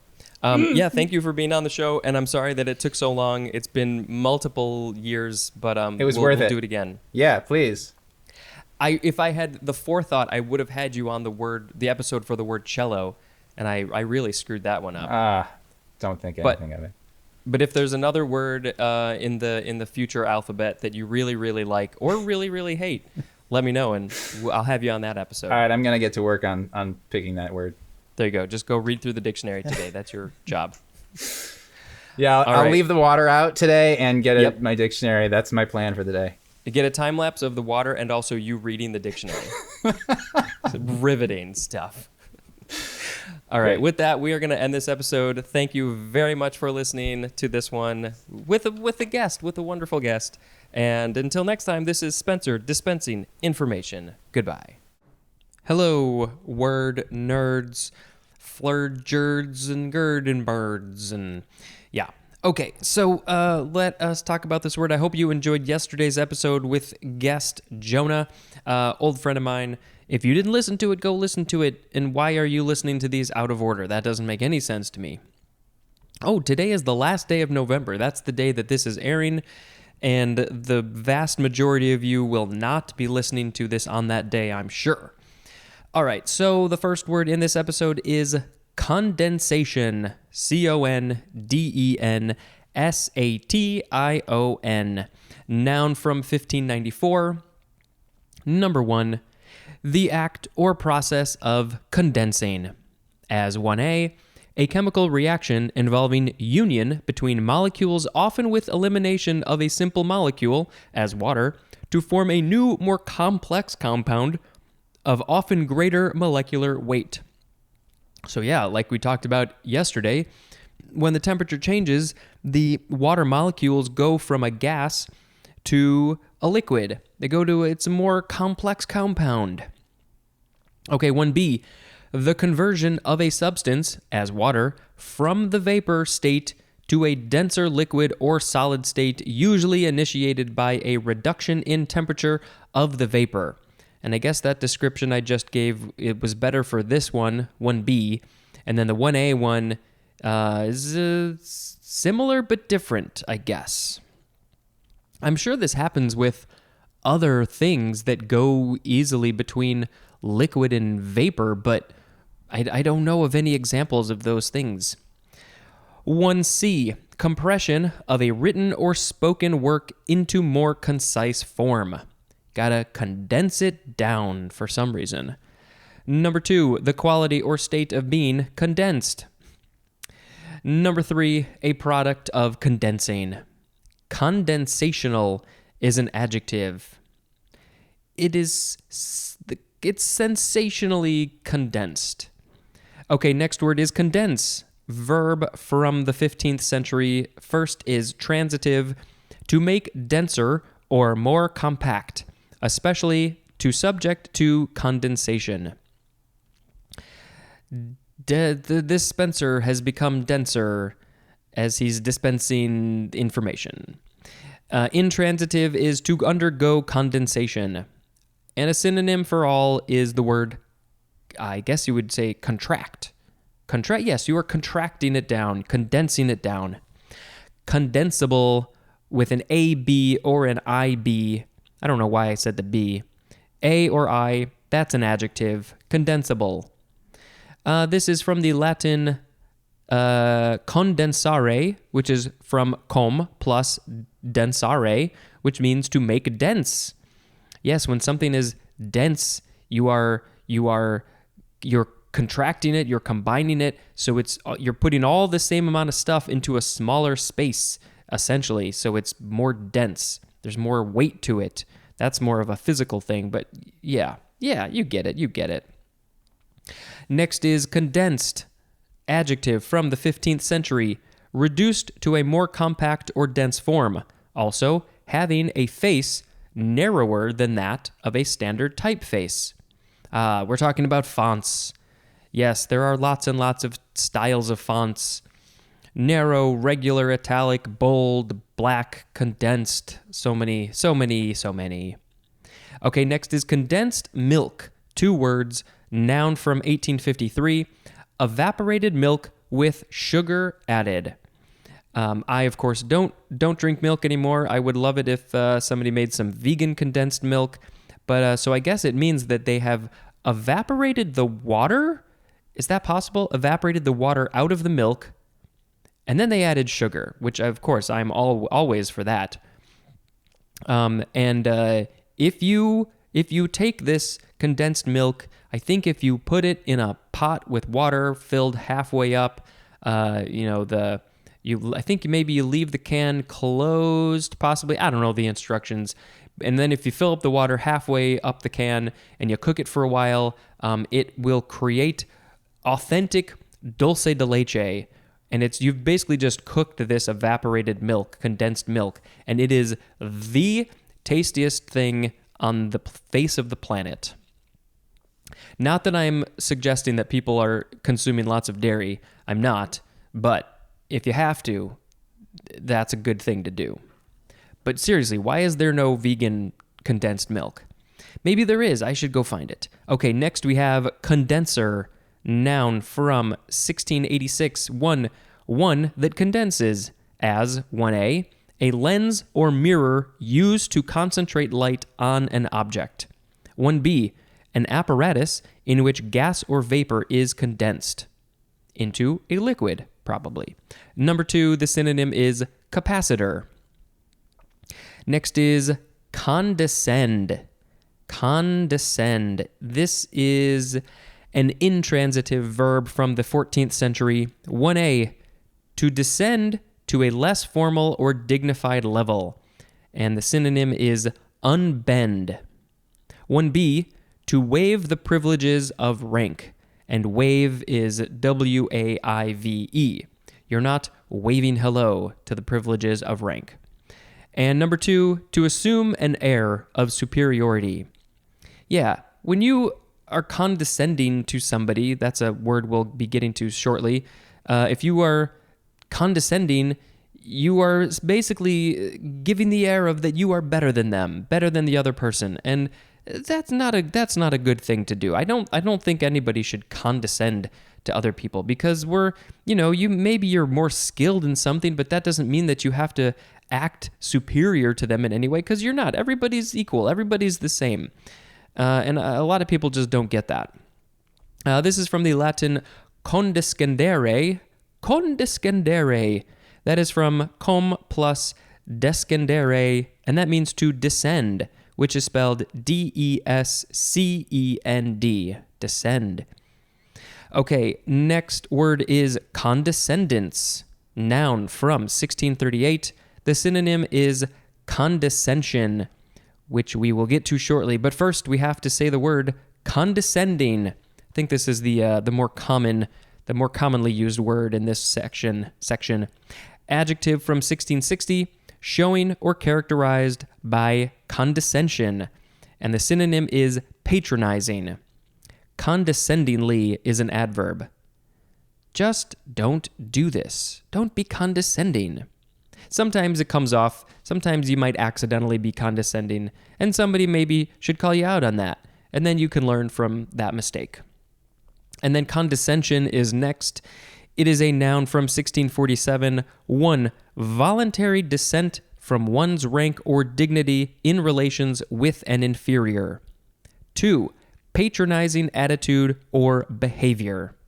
Yep, that's what it is. Okay, next is condign or condign. It is spelled C-O-N-D-I-G-N, condign. I am not familiar with this. It is an adjective from the 15th century. Synonyms are deserved and appropriate. Deserved and appropriate, as in condign punishment. Condignly is an adverb. This is from the Latin condignus, which is com plus dignus, which means worthy. And there's more at the word descent. With just the C in the middle, no S. So deserved or appropriate. Appropriate punishment, condign. Yeah, this must probably, just given the example, I'm guessing that it's used more in the legal world, but maybe it's used in other places too. Next this is a fun one. It is condiment. condiment. I know I make this joke often, but now I want to see some mints that are shaped like ketchup and mustard and mayo and things like that. They're condiments. Or maybe they should be flavored like those things? No, I think that would be gross.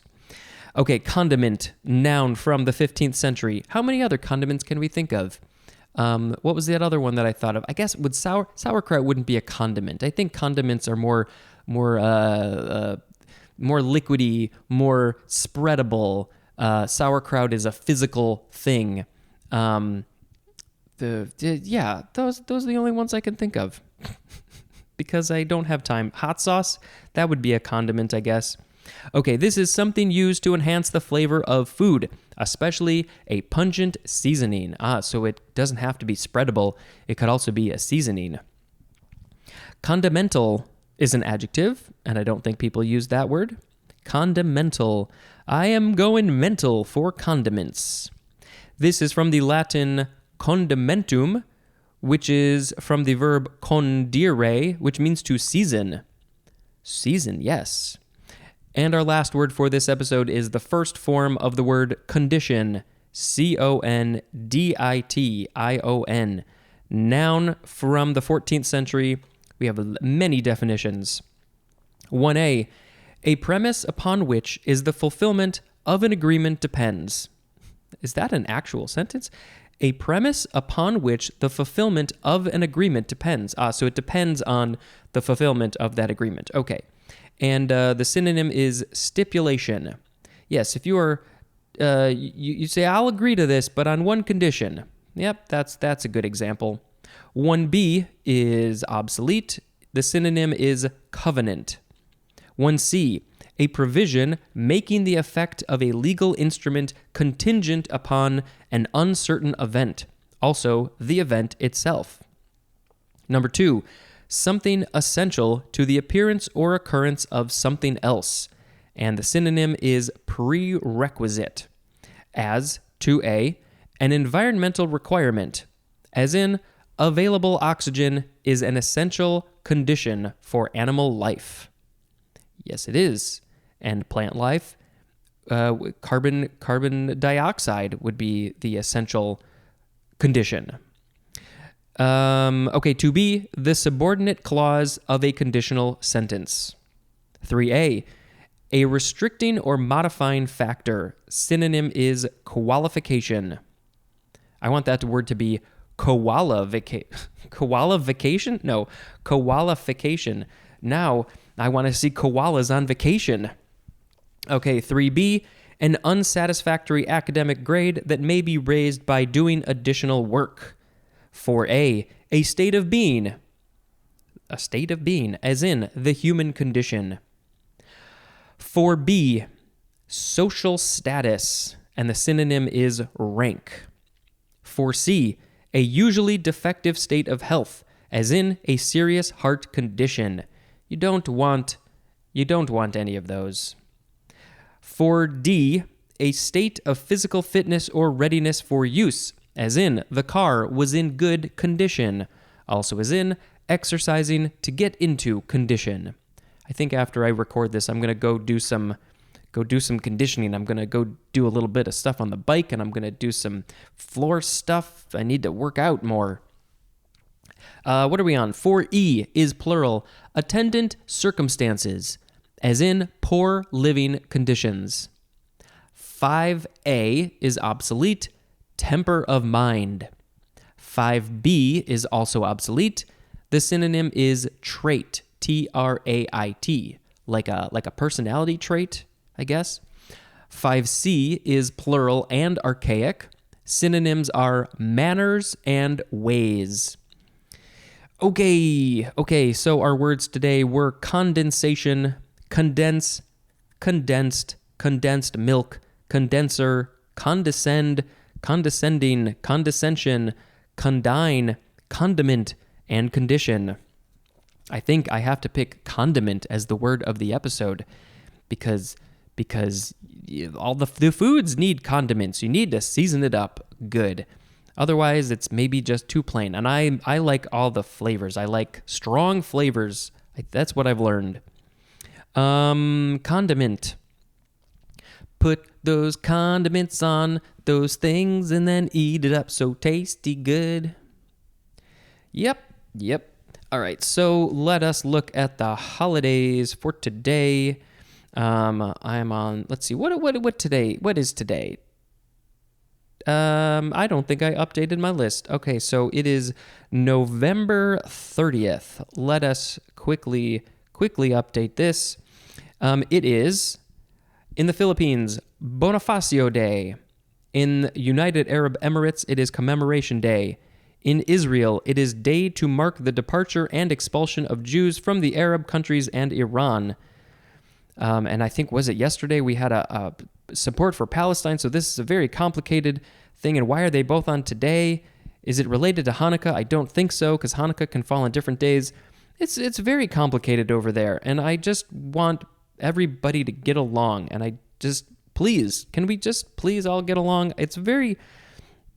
I don't understand. It is Independence Day for Barbados from the UK in 1966. Independence Day for South Yemen from the UK in 1967. In Benin, it is National Day. In South Africa, it is Regina Mundi Day. In Scotland, it is St. Andrew's Day. Let us update this page so it's on the correct day, and I don't want to see your ads. Got to click once more. All right, does this page have anything else to say? Giving Tuesday, Day of Remembrance for all victims of chemical warfare. It's the third day of Hanukkah. On the third day of Hanukkah, my true love gave to me this something... let's see. India has Computer Security Day. Let's check this page for fun holidays. And I gotta click. Oh, you keep on showing me ads. Why all the ads? All right. Fun holidays. It is Cities for Life Day. It has lots of alternative names. Cities Against the Death Penalty. That makes more sense. Day for Life / Against the Death Penalty, International Day of Cities for Life, International Day of City for Life, World Day of Cities for Life / Cities Against the Death Penalty. Let's see. Giving Tuesday, we already said that, but I'm going to say it again because we need to give more. National Mason Jar Day, National Methamphetamine Awareness Day. That's meth, and that shows a picture of a mural for Breaking Bad because they dealt with meth in that show. National Moose Day, that is the dessert mousse. I guess it's not technically a dessert because there's different kinds of mousses. It's not the animal, that's what I'm trying to say. National Personal Space Day, make sure you get some personal space today if you can. National Stay at Home Because You're Well Day. Perpetual Youth Day. And we will lastly check this page for anything else that we missed.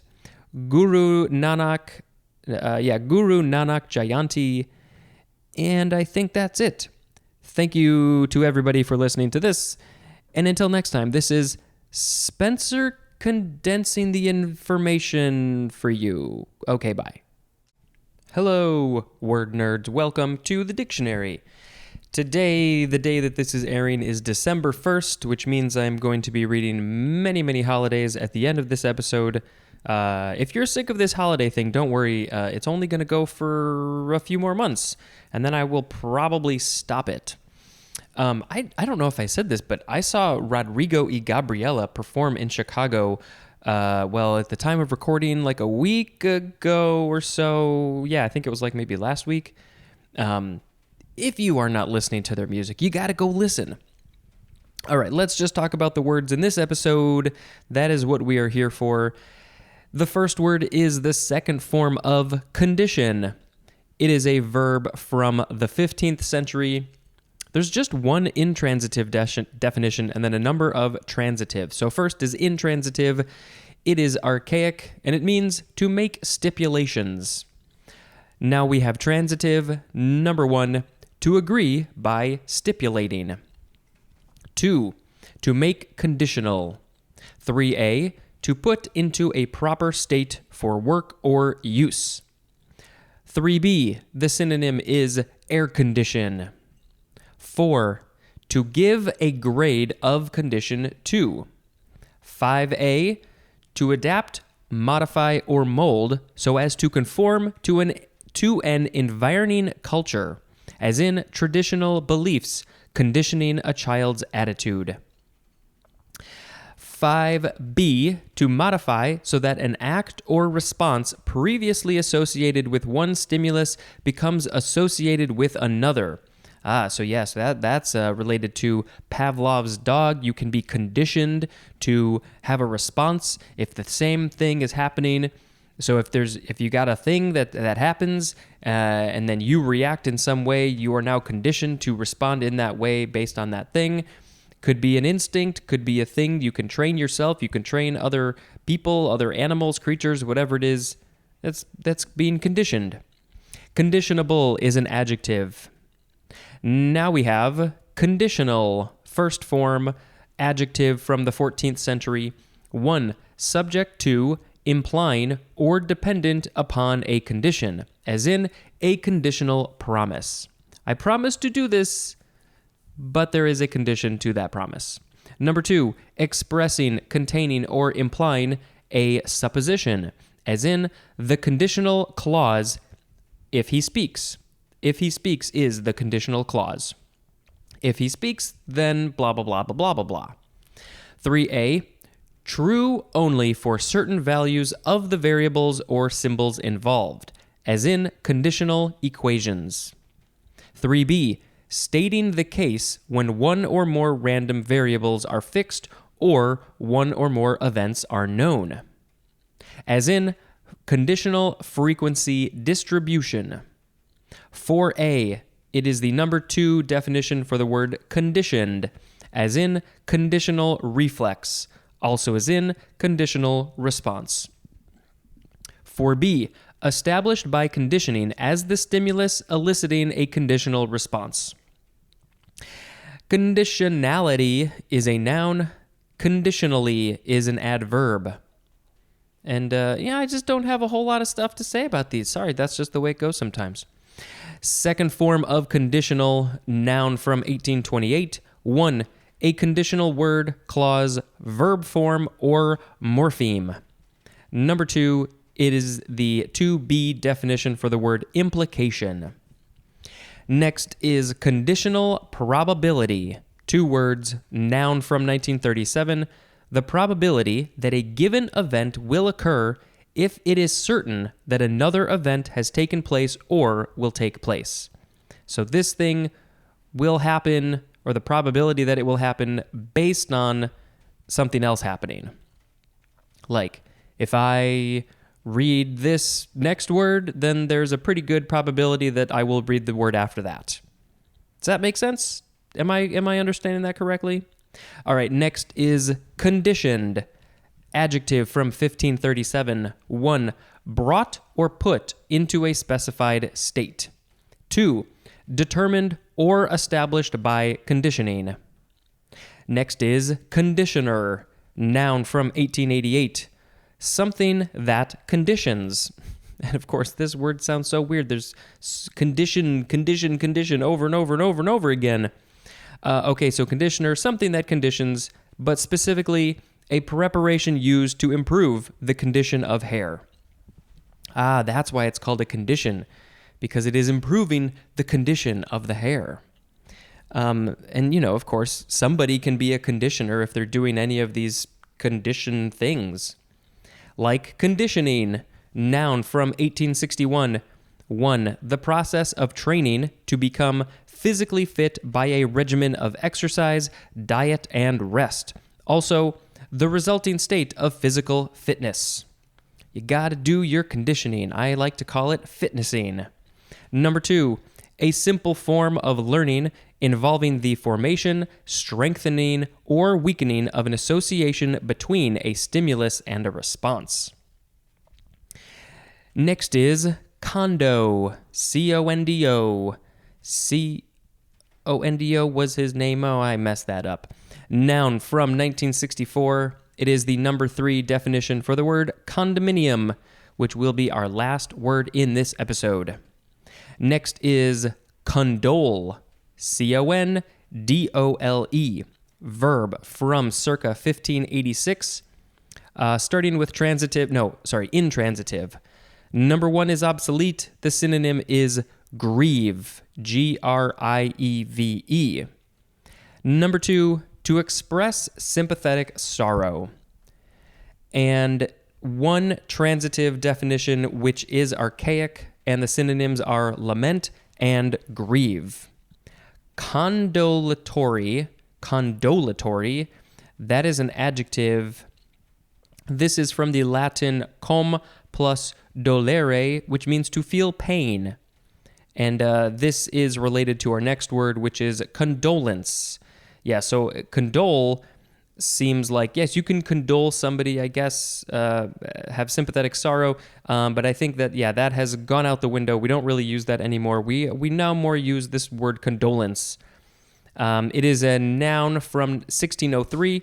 1, sympathy with another in sorrow. 2, an expression of sympathy. And a synonym for both is the word pity.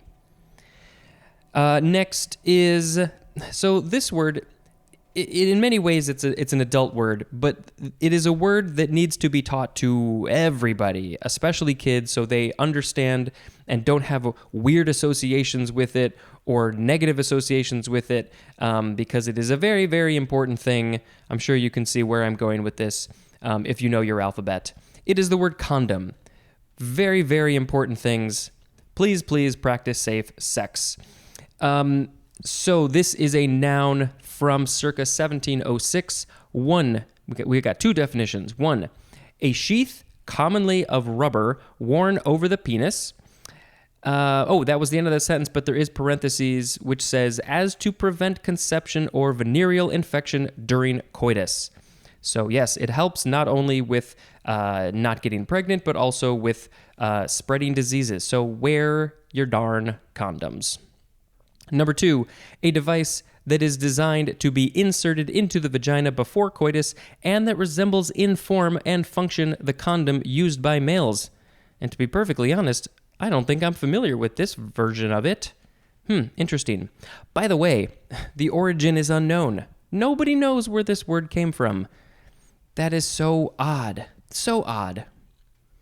Okay, next is condominium. C-O-N-D-O-M-I-N-I-U-M. Noun from circa 1714. 1A, joint dominion, especially joint sovereignty by 2 or more nations. 1B, a government operating under joint rule. 2, a politically dependent territory under condominium. And I have definitely not heard this word used in terms of sovereignty and politics and nations. I've just heard it for this one. 3A, individual ownership of a unit in a multi-unit structure as an apartment building or on land owned in common as a townhouse complex, and then also a unit so owned. And then 3B, a building containing condominiums. This is from Latin com plus dominium, which means domain. I don't know where the first part comes from, but yes, dominium. You take off the C-O-N, condominium. This is your domain if you live in a condo. Okay. So the words in this episode were condition, conditional, conditional probability, conditioned, conditioner, conditioning, condo, condole, condolence, condom, and condominium. I have to pick condom as the word of the episode because, like I said before, this is a very, very important thing. And if you are going to be having a sexual relationship with other people, no matter who they are, you should probably take advantage of these things. They're there for a reason. Condoms, condoms, wear your condoms. That's it. That's the song. All right, December 1st is today. that this is airing. It is the Battle of the Sinop Day, or Sinop Day in Russia. In Thailand, it is Damrong Rajanubab Day. In Kazakhstan, it is First President Day. In Chad, it is Freedom and Democracy Day. In Romania, it is Great Union Day, which celebrates the union of Transylvania with Romania in 1918. In Costa Rica, it is Military Abolition Day. In Myanmar, it is National Day. In Central African Republic, it is Republic Day. In Portugal, it is Restoration of Independence Day. In Ohio and Oregon, the states in the United States, I don't know why it's just those two, it is Rosa Parks Day. In Iceland, it is Self-Governance Day. In Panama, it is Teachers' Day. It is World AIDS Day, and then there is a related observance called Day Without Art. Curious about that. Fourth day of Hanukkah. In Romania, we said that. I think we said all those things. Let's go to the fun holiday list. Bifocals at the monitor, Liberation Day. So does that mean you need to liberate yourself from your bifocals while you're looking at a monitor? Someday I will get bifocals. I can't wait. Choose Women Wednesday. So maybe if you're hiring people, maybe try and choose more women so you have a more diverse group of people, and that's going to only help. Civil Air Patrol Day. Day Without Art. Yes, here it is again. I don't want that. I don't like a world without art. Eat a Red Apple Day. National Christmas Lights Day. Well, at least that's after Thanksgiving. I give my approval on that. National Package Protection Day. National Pie Day. Although, shouldn't that be on March 14th? Rockefeller Center Christmas Tree Lighting. That is the day that they will light that big tree. Let's see. Rosa Parks Day is also known as Day of Courage and also National Day of Courage because it took a lot of courage to do that. But I did hear that some young girl did it before her. So there's a more to the story. It is Special Kids Day, Wear a Dress Day, any other holidays that we missed. I'm sure there's a bunch. Let's see, we got all those. National Hand Washing Awareness Week. Month of Giving. There actually is not that many. National Drunk and Drugged Driving Prevention Month. Yeah, you shouldn't be driving a car if you are impaired in any way. Universal Human Rights Month. All the humans have rights. They deserve the rights. And it is Safe Toys and Gifts Month. Don't give any unsafe toys or gifts ever. All right, I think that is a good place to end this episode. Thank you very much for listening, and until next time, is Spencer dispensing information in a condensed form, sort of. Okay, goodbye. What's up, word nerds? Welcome to another episode of this podcast, the most amazing podcast in the world, called The Dictionary. All right, it is the last section of page 259. If you are not subscribed to this, why? If you did not start at the beginning, why? If you, I don't know, go do those things.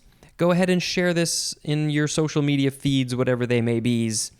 And you can contact me. Email is dictionarypod@gmail.com. Instagram and Twitter are @dictionarypod. Ooh, I need to go do some more posts on that. Yep. There's a Google Voice number you can call and leave me a message if you so wish, or you can just record one on your voice memos thing and send it to me. And let's be friends. I need friends.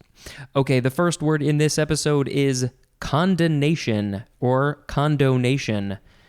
It's the nation of condominiums. CONDONATION. Lots of N's, 3 N's. It is a noun. That's another N.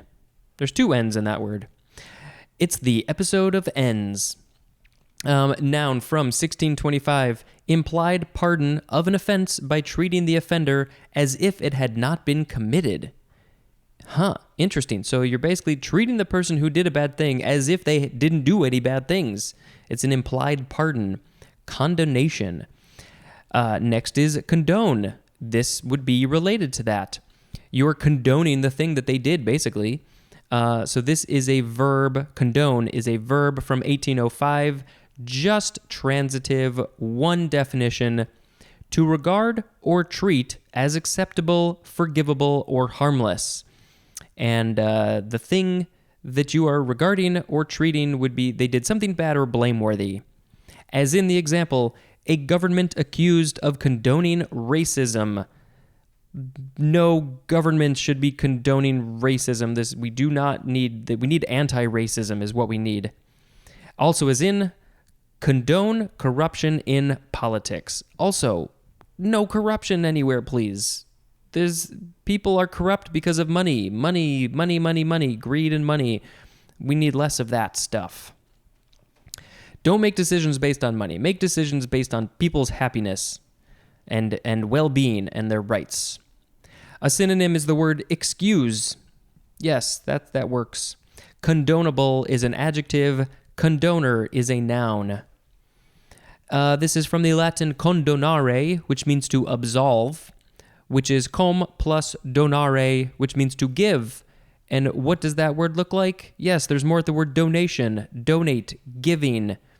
But that's interesting. I like the idea of giving, and sometimes absolving if it makes sense. But yeah, condone. You're donating. You're giving them something that they don't deserve, I guess. I don't know. Next is condor. Condor. C-O-N-D-O-R. Noun from 1604.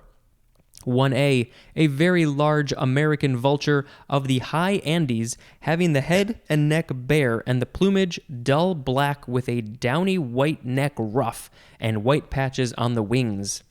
I think I let out a little bit of a burp while I was talking. This is called also Andean condor. The scientific name is Vultur gryphus. Number 1b, the synonym is California condor. Number 2 is plural. It's a coin bearing the picture of a condor, as the centésimo of Chile. So the centésimo, it's money. The condors or condores, it's money in Chile, is what I'm gathering, and it has a picture of the condor. That's cool. This is a Spanish word, condor, from the Quechua word kuntur. Kuntur. I'll post a picture of a condor.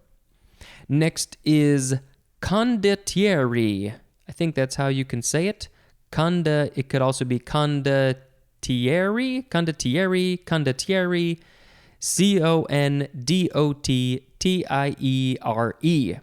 Noun from 1794. 1. A leader of a band of mercenaries common in Europe between the 14th and 16th centuries, also a member of such a band. 2. A mercenary soldier. Condottieri. It is Italian, obviously, from condotta, which is troop of mercenaries. From condotto, from the verb condurre, which means to conduct or hire. Next is conduce, or conduce, if you want to get that Y sound in there. Conduce. This is an intransitive verb from 1528, to lead or tend to a particular and often desirable result. Synonym is contribute. This is from Middle English, means to conduct, from the Latin conducere, or conducere, which means to conduct or conduce, from com plus ducere, which means to lead. And there's more at the word tow, T-O-W, not like your foot digits. Next is conducive, adjective from 1646, tending to promote or assist, as in an atmosphere conducive to education. Conduciveness is a noun. And our last word is two forms. The first, it's the word conduct, C-O-N-D-U-C-T. First form, noun from the 15th century.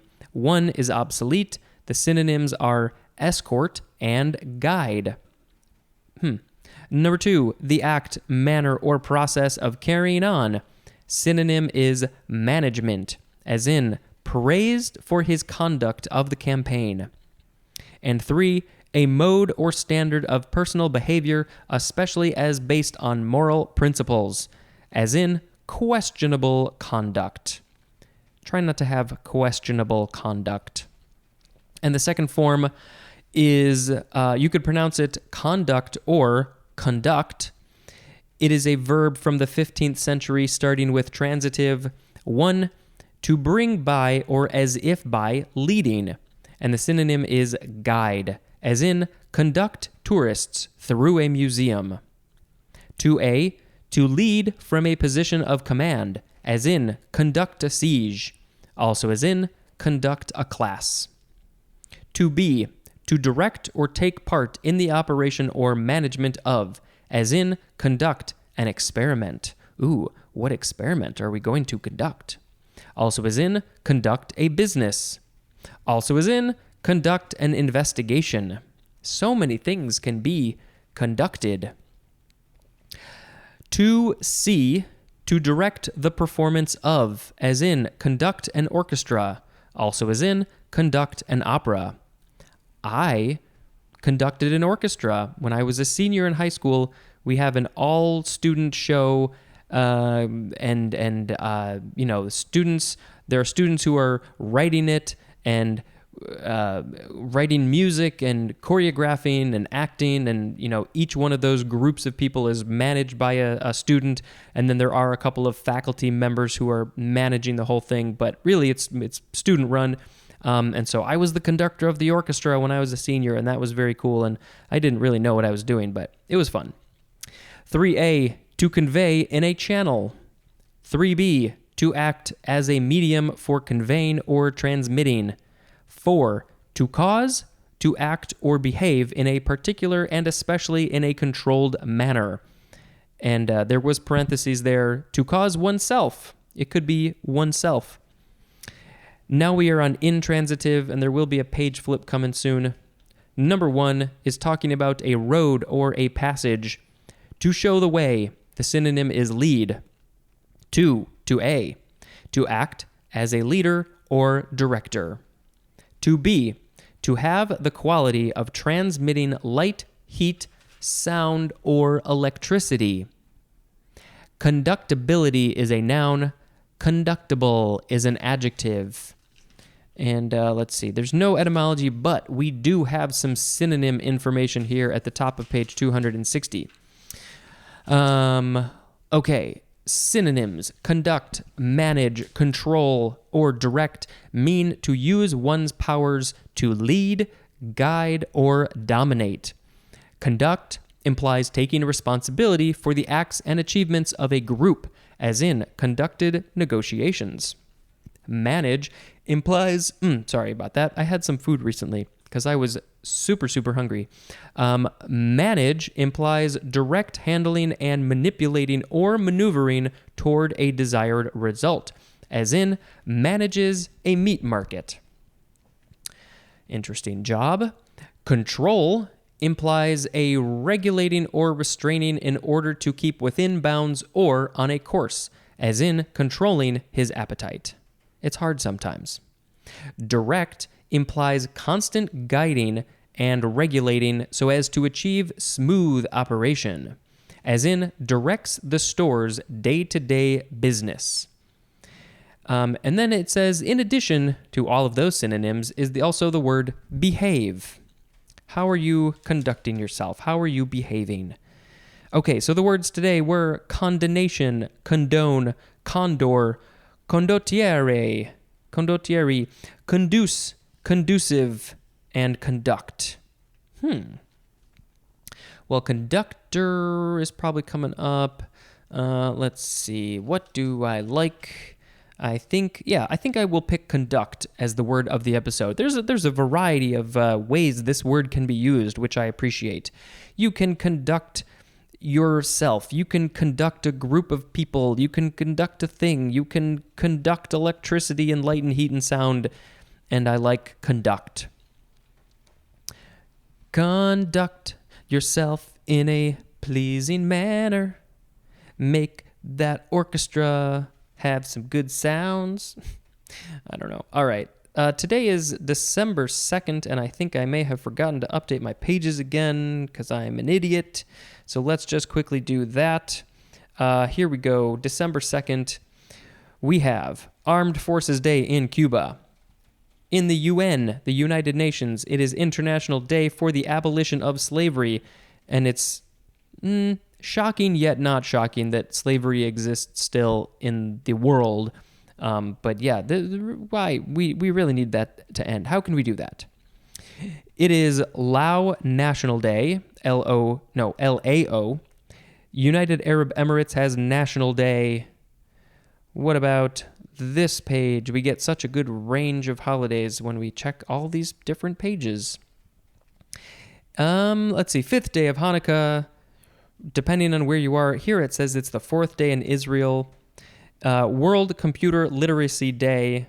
That is being celebrated in India, even though it is World Day. Let's go to the fun holiday section. Come on. Show me what you got. Business of Popping Corn Day. Are you in the business of popping corn? What a fascinating business that is.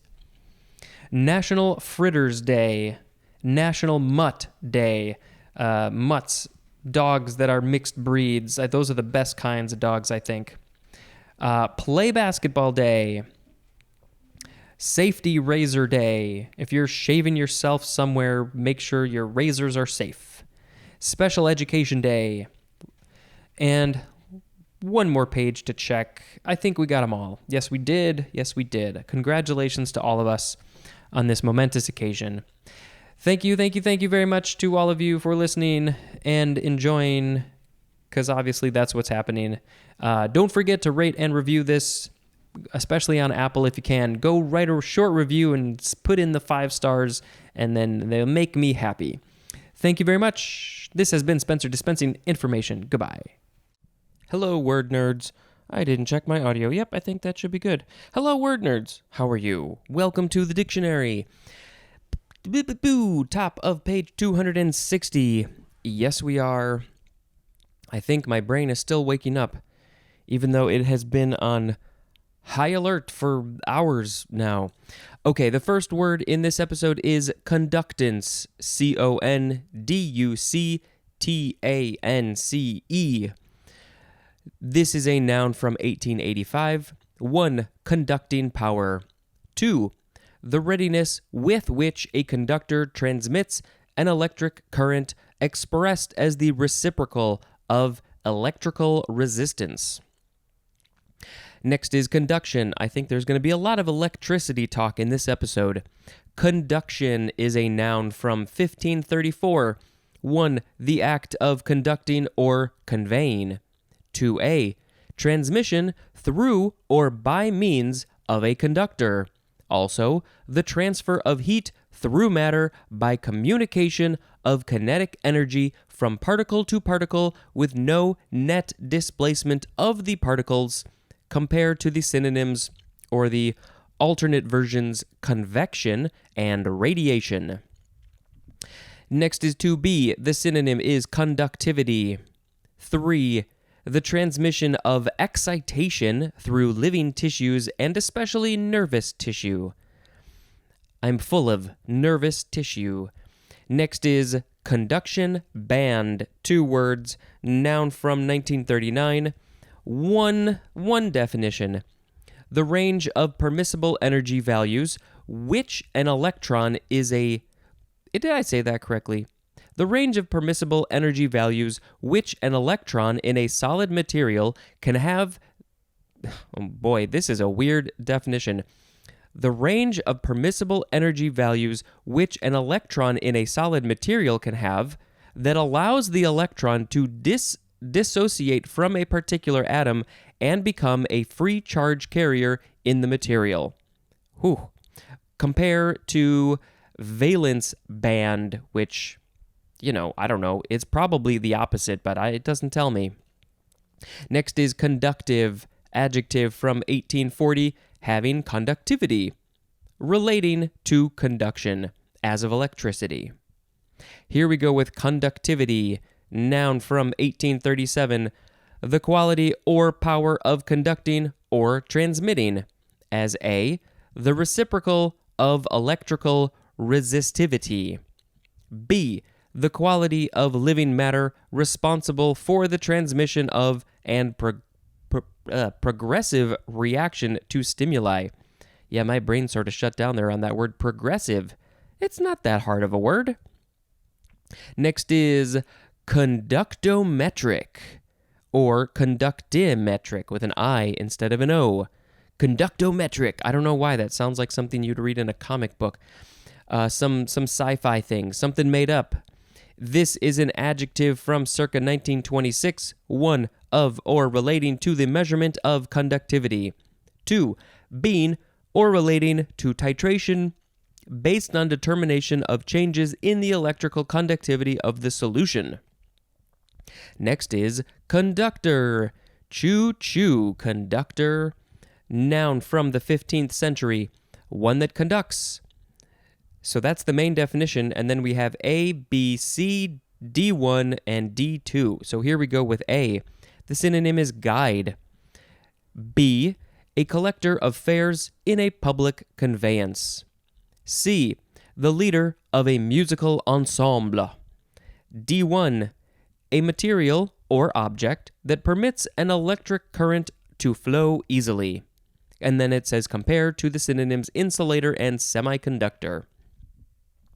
D2, where is it? A material capable of transmitting another form of energy, as heat or sound. Conductorial. I added the extra ly. Conductorial, that is an adjective. If it were an adverb, if it were done in a conductorial way, it would be conductorially. I don't even know if that makes any sense. Next is conductress. Wow, did this? I'm not surprised that this was used, but I'm shocked that this was used.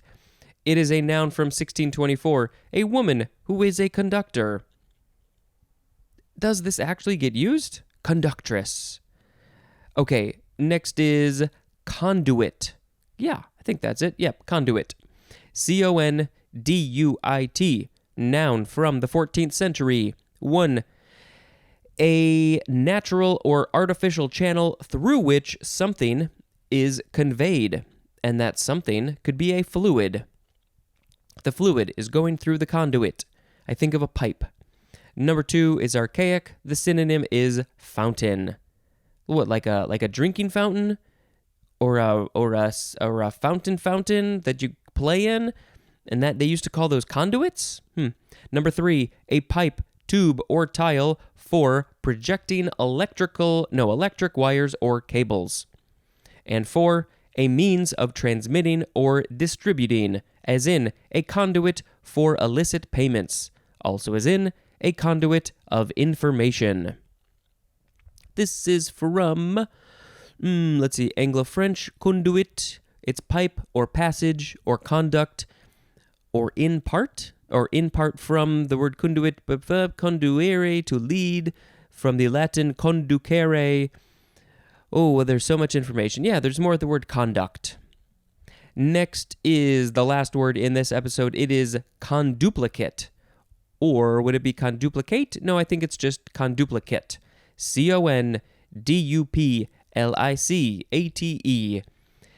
It is an adjective from 1777. Folded lengthwise. That's it. It's just folded lengthwise, as in conduplicate petals in the bud. Okay, etymology for this one. Let's see. It is from the Latin verb conduplicare, which means to double. Yep, that's good. There's more at the word duplex.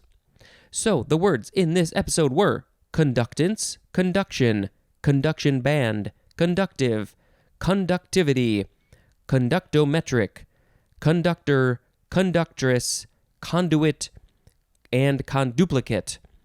All right, you can all put in your bets as to which word I will pick as the episode. What do you bet? What do you think? Place your bets. Time is running out. You have guessed. You think you know what I'm going to pick, and if you picked conduit, you are correct. Conduit is the word of the episode. I don't know, it's just a thing that allows the passage from something from over here to something over there. It could be so many things. I am the conduit of information of this book into my head, into the microphone, into the recorder, into your ears. That is the song for Conduit. All right, the holidays in Cuba. It is Doctor's Day. This is a big one, International Day of Persons with Disabilities. And we'll get to the word disability in a little while, maybe like a year or more.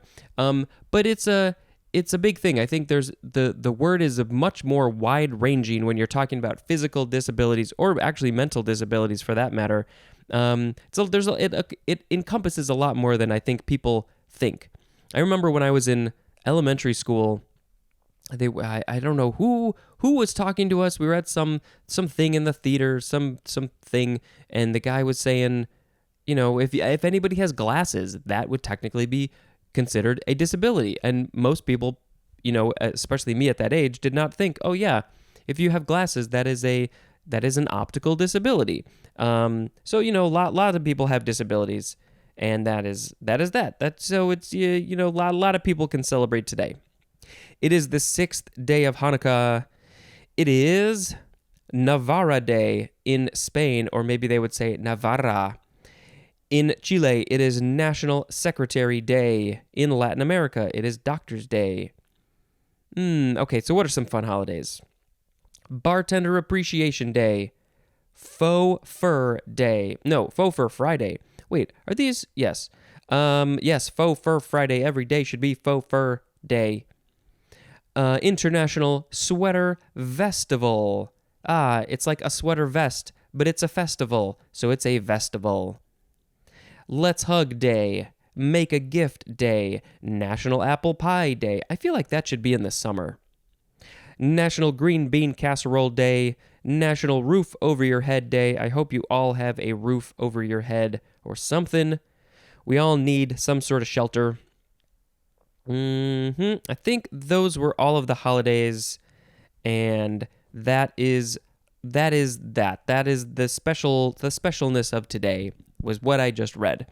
All right, I sort of rushed through this, didn't I? This is a very short episode for what I've been doing recently, and that's okay because I've got lots of other stuff to do. All right, thank you very much for listening, and until next time, this is Spencer dispensing information. Goodbye. Hello, word nerds. Welcome to the dictionary. I'm recording this on almost Halloween. Yay. And tomorrow, theoretically, when it airs, will be the 1000th episode. I still need to figure out if it actually is the 1000th episode. I don't think it really matters. It's close enough. It's a plus or minus 3. That's my guess. It could be 997. It could be 1003. Somewhere around there. But yeah, that's that. You've already heard it probably. By the time you're hearing this one, you've probably already heard episode 1000. All right, enough of that. Let's talk about the first word in this episode, which is condylar. C-O-N-D-Y-L-A-R, condylar. Adjective from 1876 of or relating to a condyle or a condyle. What is that, you may be asking? It is spelled C-O-N-D-Y-L-E. It is a noun from 1634, and yeah, you can pronounce it condyle or condyle. Yeah, condyle. It is an articular prominence of a bone, especially one resembling a pair of knuckles. Condyloid is an adjective. And then, this first word, condylar, it's just relating to this articular prominence of a bone. Any etymology? It's from the Latin condylus or condylus, which means knuckle. So, yeah, it's a thing from a bone that looks like a knuckle. Next is, this is probably related. Actually, maybe not. Condyloma. Condyloma. It is a noun from circa 1526. Like me, you probably would have thought that this was related, but no, the synonym is genital wart. Something completely different, I think. condylamatus, something. That's an adjective, and the etymology is not terribly helpful. Next is cone, C-O-N-E, first form, many definitions, plus some pictures, so I will describe them to the best of my ability when I get to that part. So, cone, noun from 1545, 1A, a solid generated by rotating a right triangle about one of its legs, called also right circular cone. So yeah, if you think about a 2D right triangle that's sitting on the short base, and then the part goes up, and that would be the center, and then if you rotate it around, so it's flat. And then if you rotate it around that center, that the leg that's going up straight vertically, then you would make a cone. You understand. Okay, so now we have 1B, a solid bounded by a circular or other closed plane base, and the surface formed by line segments joining every point of the boundary of the base to a common vertex. And it says to see the volume table. I think that's the first time we've come across the volume table. So that was an extremely complicated definition, but I guess if you were to really take it piece by piece, it probably does make sense. Okay, 1C, a surface traced by a moving straight line passing through a fixed vertex. 2A, a mass of ovule-bearing or pollen-bearing scales or bracts in most conifers or in cycads that are arranged usually on a somewhat elongated axis.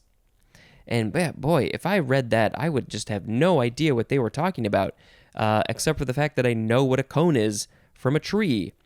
So ovule-bearing means that it's got eggs, or pollen-bearing, it's got pollen, it's got something in there, and that is the thing that it uses to spread its seeds so more generations can grow of that particular kind of tree. And actually, my wife and I were just talking about these yesterday because she was out in the Seattle area, and they've got a bunch of beautiful trees out there, and like Douglas firs and pines and stuff. And she came home and she was asking a friend who was out there, what kind of tree is this? What kind of tree is this? And she was asking about the needles and the cones, and she found a cone and it had spread open. Sometimes you find a cone where the pieces are all together. It's not flush per se, but yeah, there's no spaces in it. And that's because the cone has not opened yet.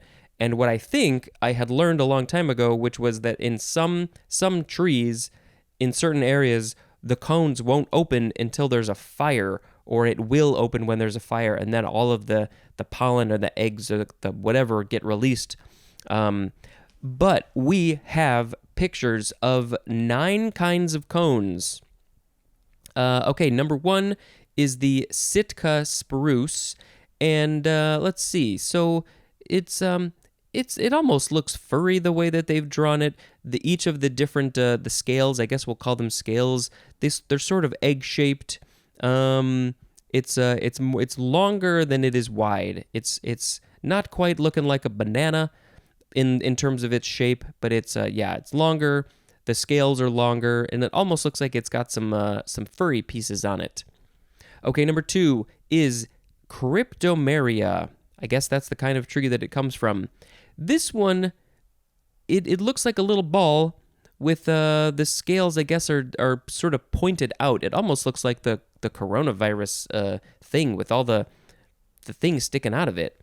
Okay, number 3 is the giant sequoia. This one is it's more egg-shaped. It's almost more round. It's more round than the first one. The scales are very wide, actually. They're very wide, opposed to number 1 where they were more long. Vertically, this one's more wide left to right. The number 4 is the white spruce. This one is much more banana-shaped. It's much more long and slender. The scales, I think, are much more flush to the body of the cone. They don't stick out as far. The giant sequoia ones are a little bit lumpy, it looks like. I'm pretty sure I've seen these white spruce ones on the ground. This is going to be, very immature of me, but if I'm remembering correctly, they kind of look like a piece of poop. Honestly, I think they don't show colors here, but I think these are more dark brown. That's what it looks like. Okay, number 5 is the redwood. This one, it looks more similar to the sequoia. I think that those are maybe more related to some other trees, but it looks smaller. It looks pretty similar to an egg shape, and the scales again look more wide than long. Number 6 is the lodgepole pine. This, to me, this is very much your typical cone. It's kind of egg shaped, but the one end kind of comes to a point, more than a point than number 5 or 3, and more to a point than an egg does. The top of it is still kind of rounded. The scales, it's kind of hard to see here, but they definitely look like a bit pointy. They stick out a bit, and they're, not necessarily wide or long. They're just sort of round, I guess. Number 7 is the Douglas fir. In this picture, this is the biggest of the bunch. Let's see. This one is a bit longer than an egg, just a little bit. The scales look very rounded, actually. Very curved. Like a portion of a circle. And then there's these little furry things sticking off the end of each one of the scales. Number 8 is the bald cypress. This is very strange. I've never seen this before. It looks just like a ball, similar to number 2. It's very, very round, like a sphere. And then the scales are much larger in relation to its total size than any of these other ones. There's much fewer scales on it, and they almost look like a diamond kind of, but part of it's curved. Yeah, and they're bumpy. They stick out. And then number 9, the last one, is the jack pine. This one looks pretty similar to number 6, the lodgepole pine, but the pointy end comes much more to a point. It's much more pointed, and the scales, they look like they bump out pretty good, and they're also kind of diamond shaped. Was that helpful? Okay, now for back to definitions for cone, we are on 2B, any of several flower or fruit clusters suggesting a cone. 3, something that resembles a cone in shape, as 3A, any of the conical photosensitive receptor cells of the vertebrate retina that function in color vision. We've talked about this before, like color blindness. I mentioned there's cones and rods, and I couldn't remember. One of them deals with color and one of them deals with brightness. And this one just told us that the cones deal with color. And so you can remember, my lips are not moving the way I want them to move. Cones start with CO and color starts with CO. So that's how you can remember. And then it says compare to the number 3 definition for the word rod, which is the other thing in the eyeball. And that, I think, deals with brightness. Okay, number 3B, any of a family of tropical marine gastropod mollusks that inject their prey with a potent toxin. And the family name is Conidae. 3C, the apex of a volcano is called the cone.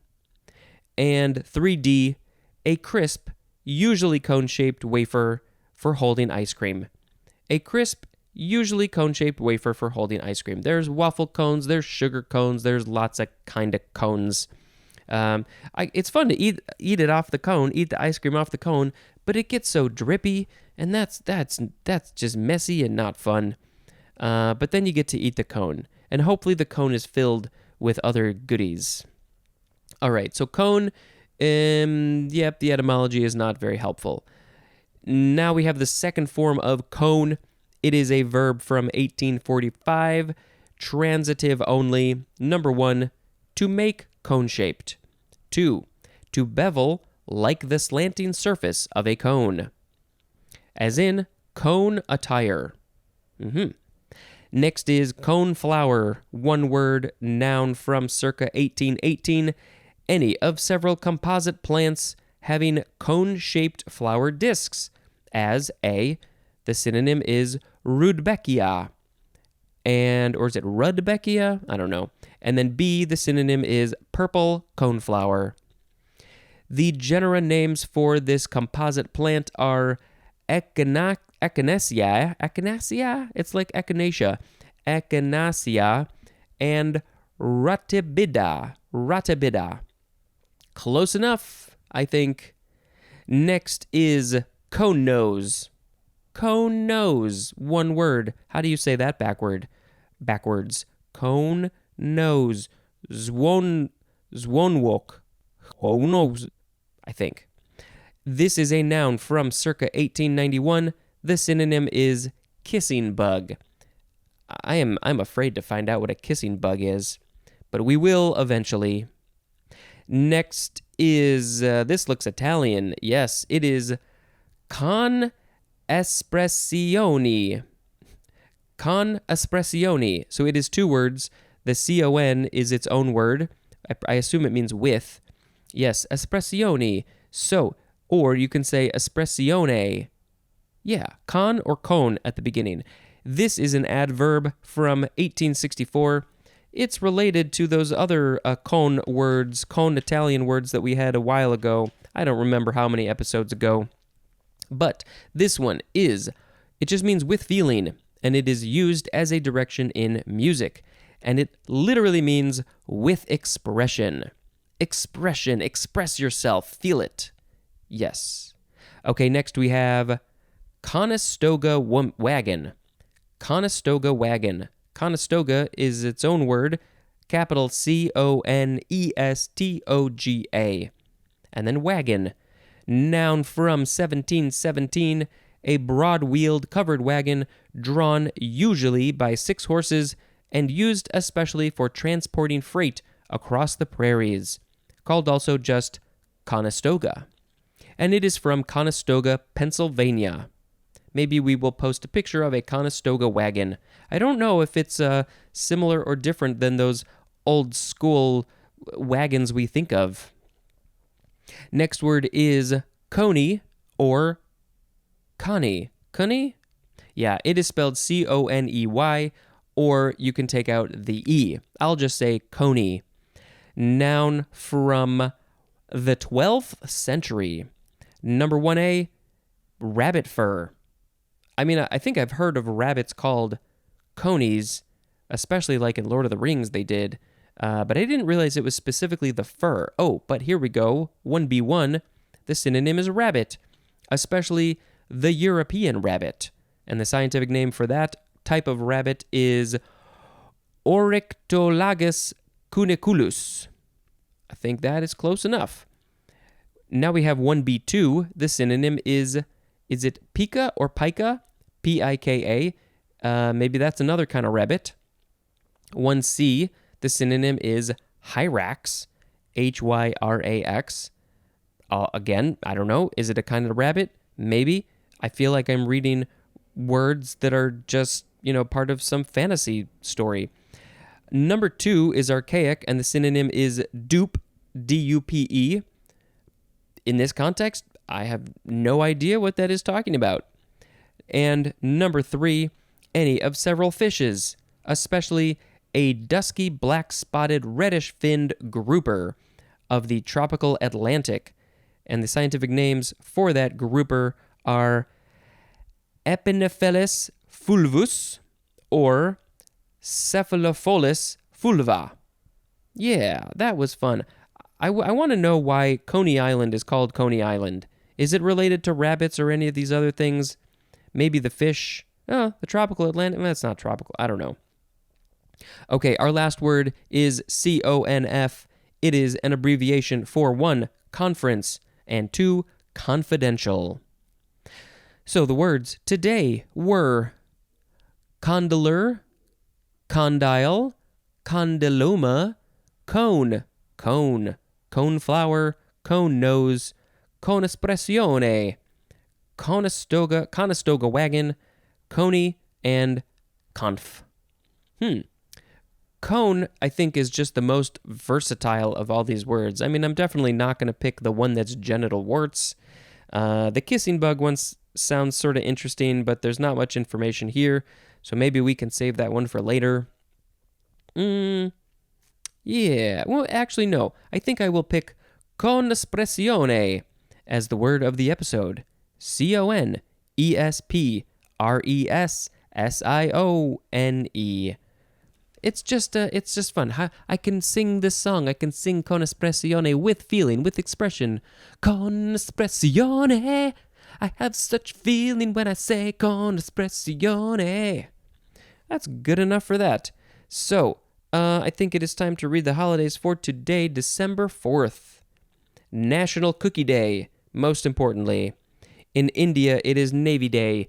In Thailand, it is Thai Environment Day. In Tonga, it is Tupu I Day, or Tupu the First Day. It's not telling me how that letter is used here. Let's see. 7th day of Hanukkah. I hope you are lighting your candles and singing the song and doing the presents and all that jazz. It is Cabernet Franc Day. That's a wine. It is Coats and Toys for Kids Day. Definitely, kids need coats in the cold weather. Speaking of that, it's Earmuff Day, also known as Chester Greenwood Day for some reason.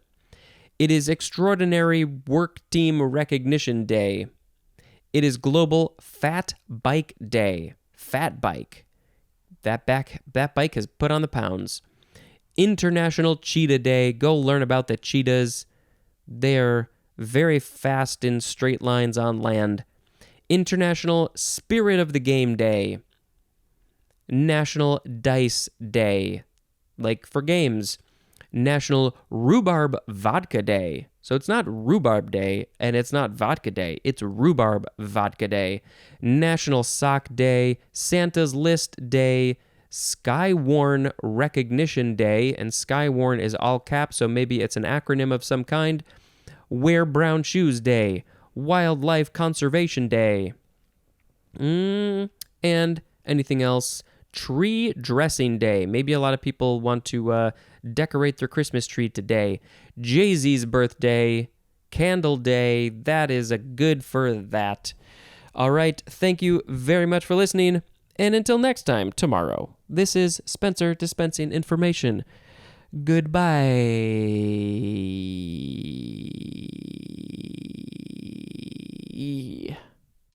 Hello, word nerds. Welcome to the dictionary. It is the podcast where I, Spencer, say all of the things in this book pretty much, and then I talk about them. I talk about them with myself. I have a conversation with myself to the microphone, and it is a lot of fun for me and very educational, and I hope that you are also getting educated.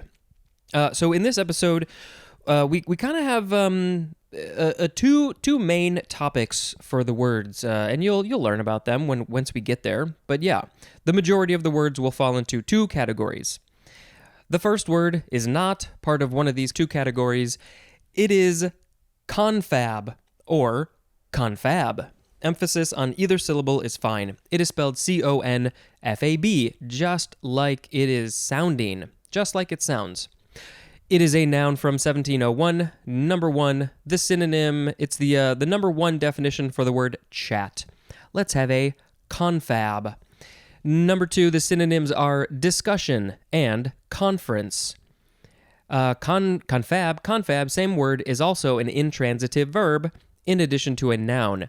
But it doesn't say why it's called a confab. Maybe our next word, confabulate, will explain. I believe the con comes from conference, but where does the fab come from? It comes from fabulate, maybe.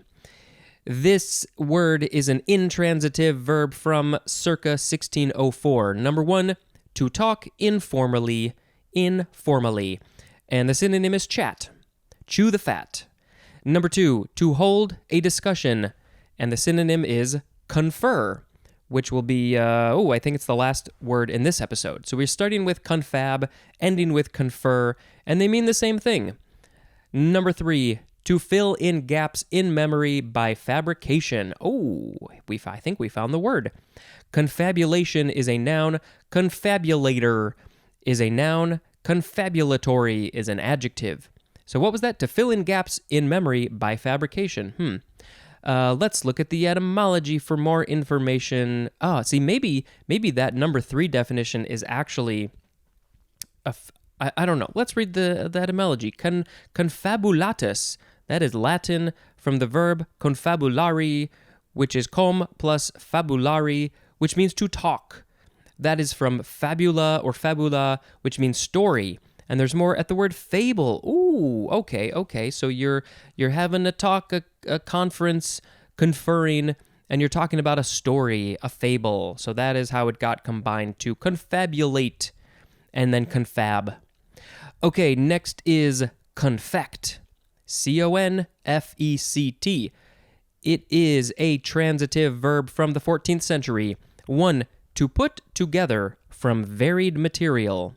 Number 2, to A, the synonym is prepare. To B, synonym is preserve. Prepare and preserve. Confect, confect would be a noun. Maybe that's the thing that you are putting together, preparing, preserving. This is from the Latin confecere, which means to prepare. And there's more at the word comfit. Comfit? So, I was hoping that it would mean something like put sugar together. So that's related to our next word. It's just putting stuff together. So then they used that and they made up confection and confectionery and confectioner and confectionery. Those are all the words that we're about to talk about now. Right now, sugar time, confection, noun from the 15th century. 1, the act or process of confecting. 2, something confected, as to a fancy dish or sweet meat, also a sweet food. Something confected. When people put together some sort of dessert, sweet fancy dish or sweet meat, do they say, look at this thing that I have confected? I don't think so.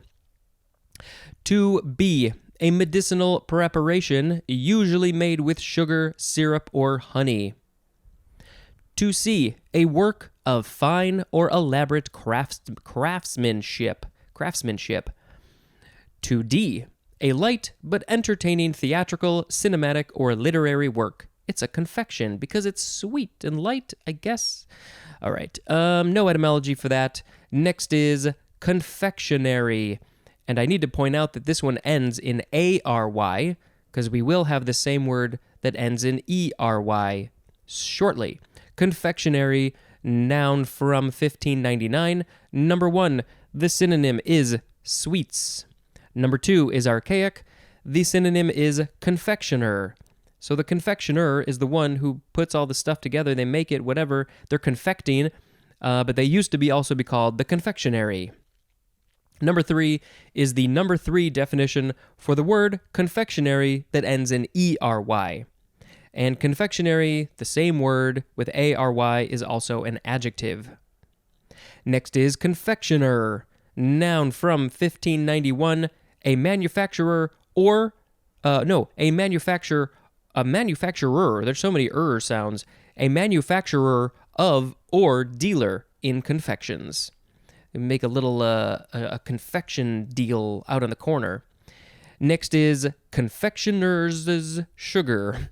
And so it's confectioners, and then there's an apostrophe, which means it's a plural possessive word. A confectioner's sugar, noun from circa 1889, a refined, finely powdered sugar.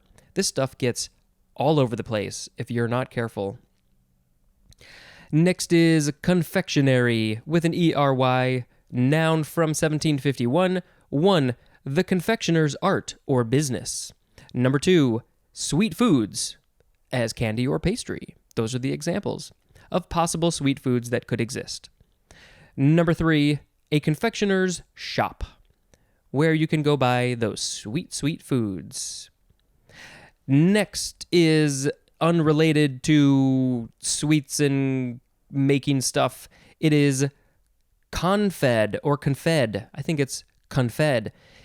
It is with a capital C. It is an abbreviation for Confederate. And this is the next section that we will be talking about. There's a number of words that are all related to Confederate stuff. We here in America and probably other parts of the world have a very specific idea of what this word means, but I have a feeling there are other definitions that may not necessarily mean that. So we can talk about them now. So the first of these words is confederacy. It is a noun from the 14th century. 1. A league or compact for mutual support or common action. And the synonym is alliance.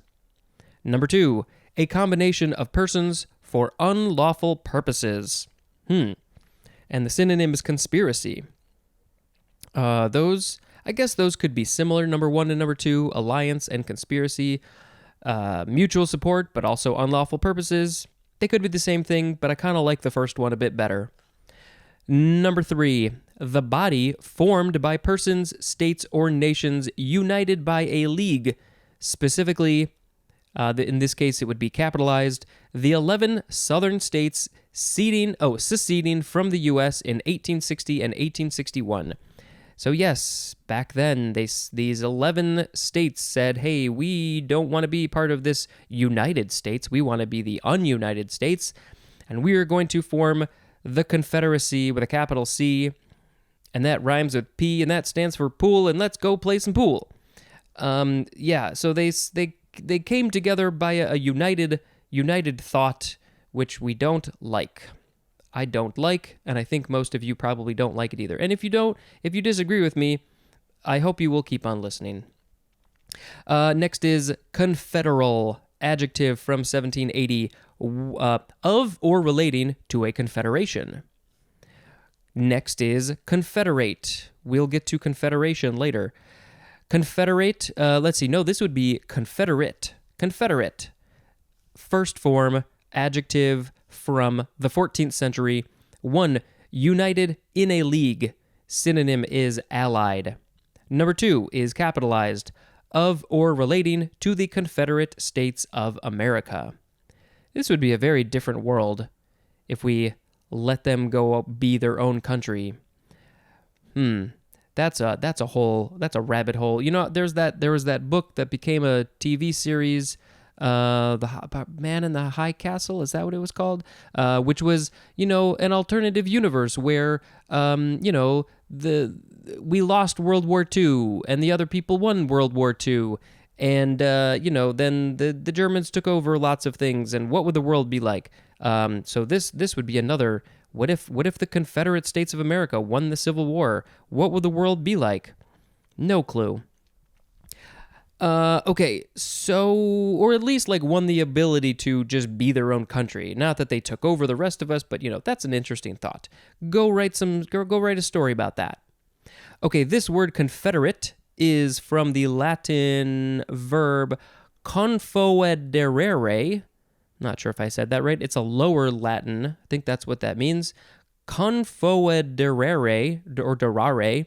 That means to unite by a league. That is highly specific. It is from com plus foeder. What? Where did the word go? Foeder foedus?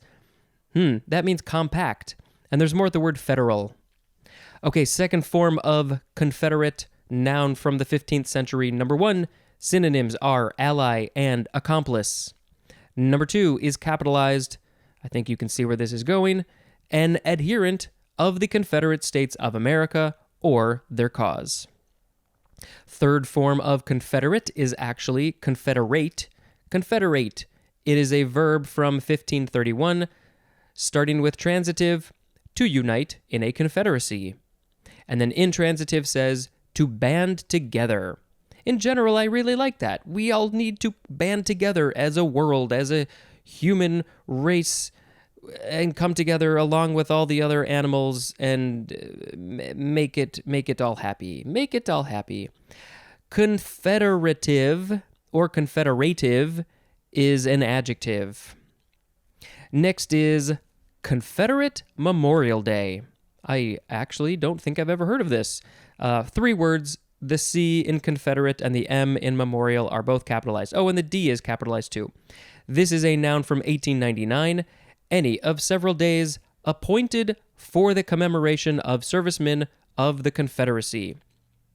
So I have some questions. First of all, what day was this celebrated on? I'm guessing 1899 was the first year that they did this. So, 40 or so years after the Confederacy was created, and then promptly taken down during the Civil War, they started this. They said, "Hey, we would like to commemorate all the people." I'm totally fine commemorating the people who fought in a war. That's cool, but yeah, you get it. But also, so what day did this happen, and is it still being celebrated? When was the last official day? I'm sure there are certain places that are still celebrating this. I'm not. Okay, next word is confederation, noun from the 15th century. 1, an act of confederating, a state of being confederated. Synonym is alliance. And number 2, the synonym is league. Yes, you ally with people, you make an alliance, you have created a league of something, so it's the word federation, which we will learn all about in the Fs. But then cone, when you add cone to the beginning, it seems like that can be, that way. I don't know if there's like a specific way that we can translate that. My first thought of is with, because I know con in Spanish is with, but I don't think that necessarily. So in Latin, we've seen this for weeks now, it feels like. The Latin etymology is, this is from this verb, but this verb is broken down into this verb plus com, C-O-M, and how that turned into con, I'm not sure exactly. But, what does com mean in Latin? Maybe I should look this stuff up. Maybe I'll put something in the show notes if I feel like it. So like you add the com or the con to the beginning of a word and it becomes a new thing. And so, they had federation and federal, and then they added this, when you add the con to it, it becomes alliance and league specifically, I guess. All right, let's read the last word in this episode. It is confer, C-O-N-F-E-R, verb from circa 1500, starting with intransitive. There's just one of those. To compare views or take counsel. And the synonym is consult. And then transitive.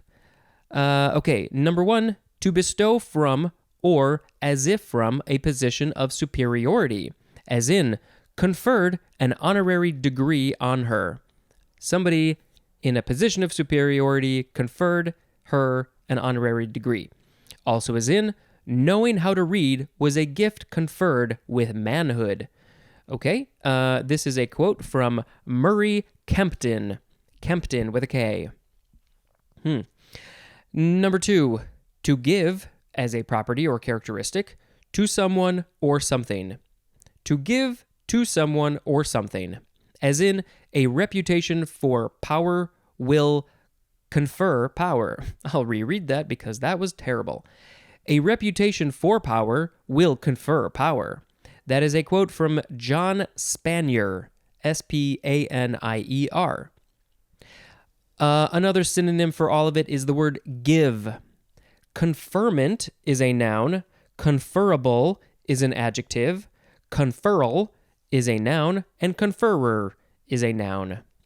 And let's see, etymology from the Latin confere, which means to bring together, from com plus fere, which means to carry. And there's more at the word bear, like the rah bear. Okay, so the words in this episode were confab, confabulate, confect, confection, confectionery, confectioner, confectioners is sugar, confectionery, confed or confed, confederacy, confederal, confederate, confederate, Confederate Memorial Day, confederation, and confer. Okay, so which one of these confectionery words will I pick as the word of the episode? Because that is obviously what I like the most. Well, do we just go straight for it and say confectioners is sugar? Is that what we're going to pick? Okay, that's what we're going to pick. Let's see. How do you sing a song? How about that? Confectioners is sugar is gonna go in my mouth. Let's talk about the holidays for today. In Suriname, it is Children's Day. In Russia, it is Day of Military Honor, also Battle of Moscow. In Haiti and Dominican Republic, it is Discovery Day. It is International Volunteer Day for Economic and Social Development. Is that a town in the Netherlands or a region? Schiermonnikoog, Netherlands. It is Klozum. In lots of places, it's St. Nicholas's Eve in Belgium, Czech Republic, Slovakia, the Netherlands, Hungary, Romania, Germany, Poland, and the UK. And then, in addition to that, related to that, in Austria, it is Krampusnacht, which is Krampus Night. This is being celebrated 20 days before Christmas. They're getting ready. In Thailand, it is the King Bhumibol Adulyadej Memorial Birthday. And I'm sure I pronounced that terribly, and I apologize. It is World Soil Day. So you gotta this is a big thing. The soil in the world. You gotta make sure you got good soil. Okay, more holidays. Yes, there are more. National Repeal Day. So go repeal something. It is the second Sunday of Advent. International Volunteer Day. We need more people to volunteer, especially people who don't have to work. Could you please go do some volunteering? That would be great to people who need it. It is the 8th and final day of Hanukkah. What else? Let's see. National Homage Day for those who died for France in the Algeria and Tunisia War. That is in France. Latvia has Day of Victims of... That must be genocide, but that's not how it's spelled. Something against the Latvian people by the communist. Okay, fun holiday time. I think we've had enough of those serious topics. It is AFL-CIO Day, and I'm feeling really dumb that I cannot think of what that is, and it's not telling me. That's fine. It's Bathtub Party Day. So have a party in the bathtub. You can choose whether or not you want to fill up the water, but if you're going to bring a whole bunch of people into your bathtub, the more people who pile in there, the water is going to be displaced a lot. So maybe keep the water on the low side, or just skip the water altogether. Okay, yeah, Krampusnacht, National Blue Jeans Day, National Communicate with Your Kids Day. I really hope you're communicating with your kids every day. Also, National Commute with Your Baby Day. So commute from home to work with your baby in your car, that seems kind of odd. Unless you have a daycare there. It is National, I don't know how to pronounce this, Sacher Torte Day? Sacher Torte Day? It's some sort of dessert. It's a confectioner. Okay. There was one that I'm saving. Let's check this page. Yep, we got all those. Okay, so I'm going to go back to this one that has a whole bunch of other names too. It is Day of the Ninja. Maybe this would be a good day for me to watch this movie that I've been meaning to watch for a long time, and I for some reason feel like I need to see it. It is the Bruce Lee movie Enter the Dragon. So maybe I will see that tonight. It is also known as Die Like a Pirate Day. Okay. International Creep Like a Ninja Day. International Ninja Day.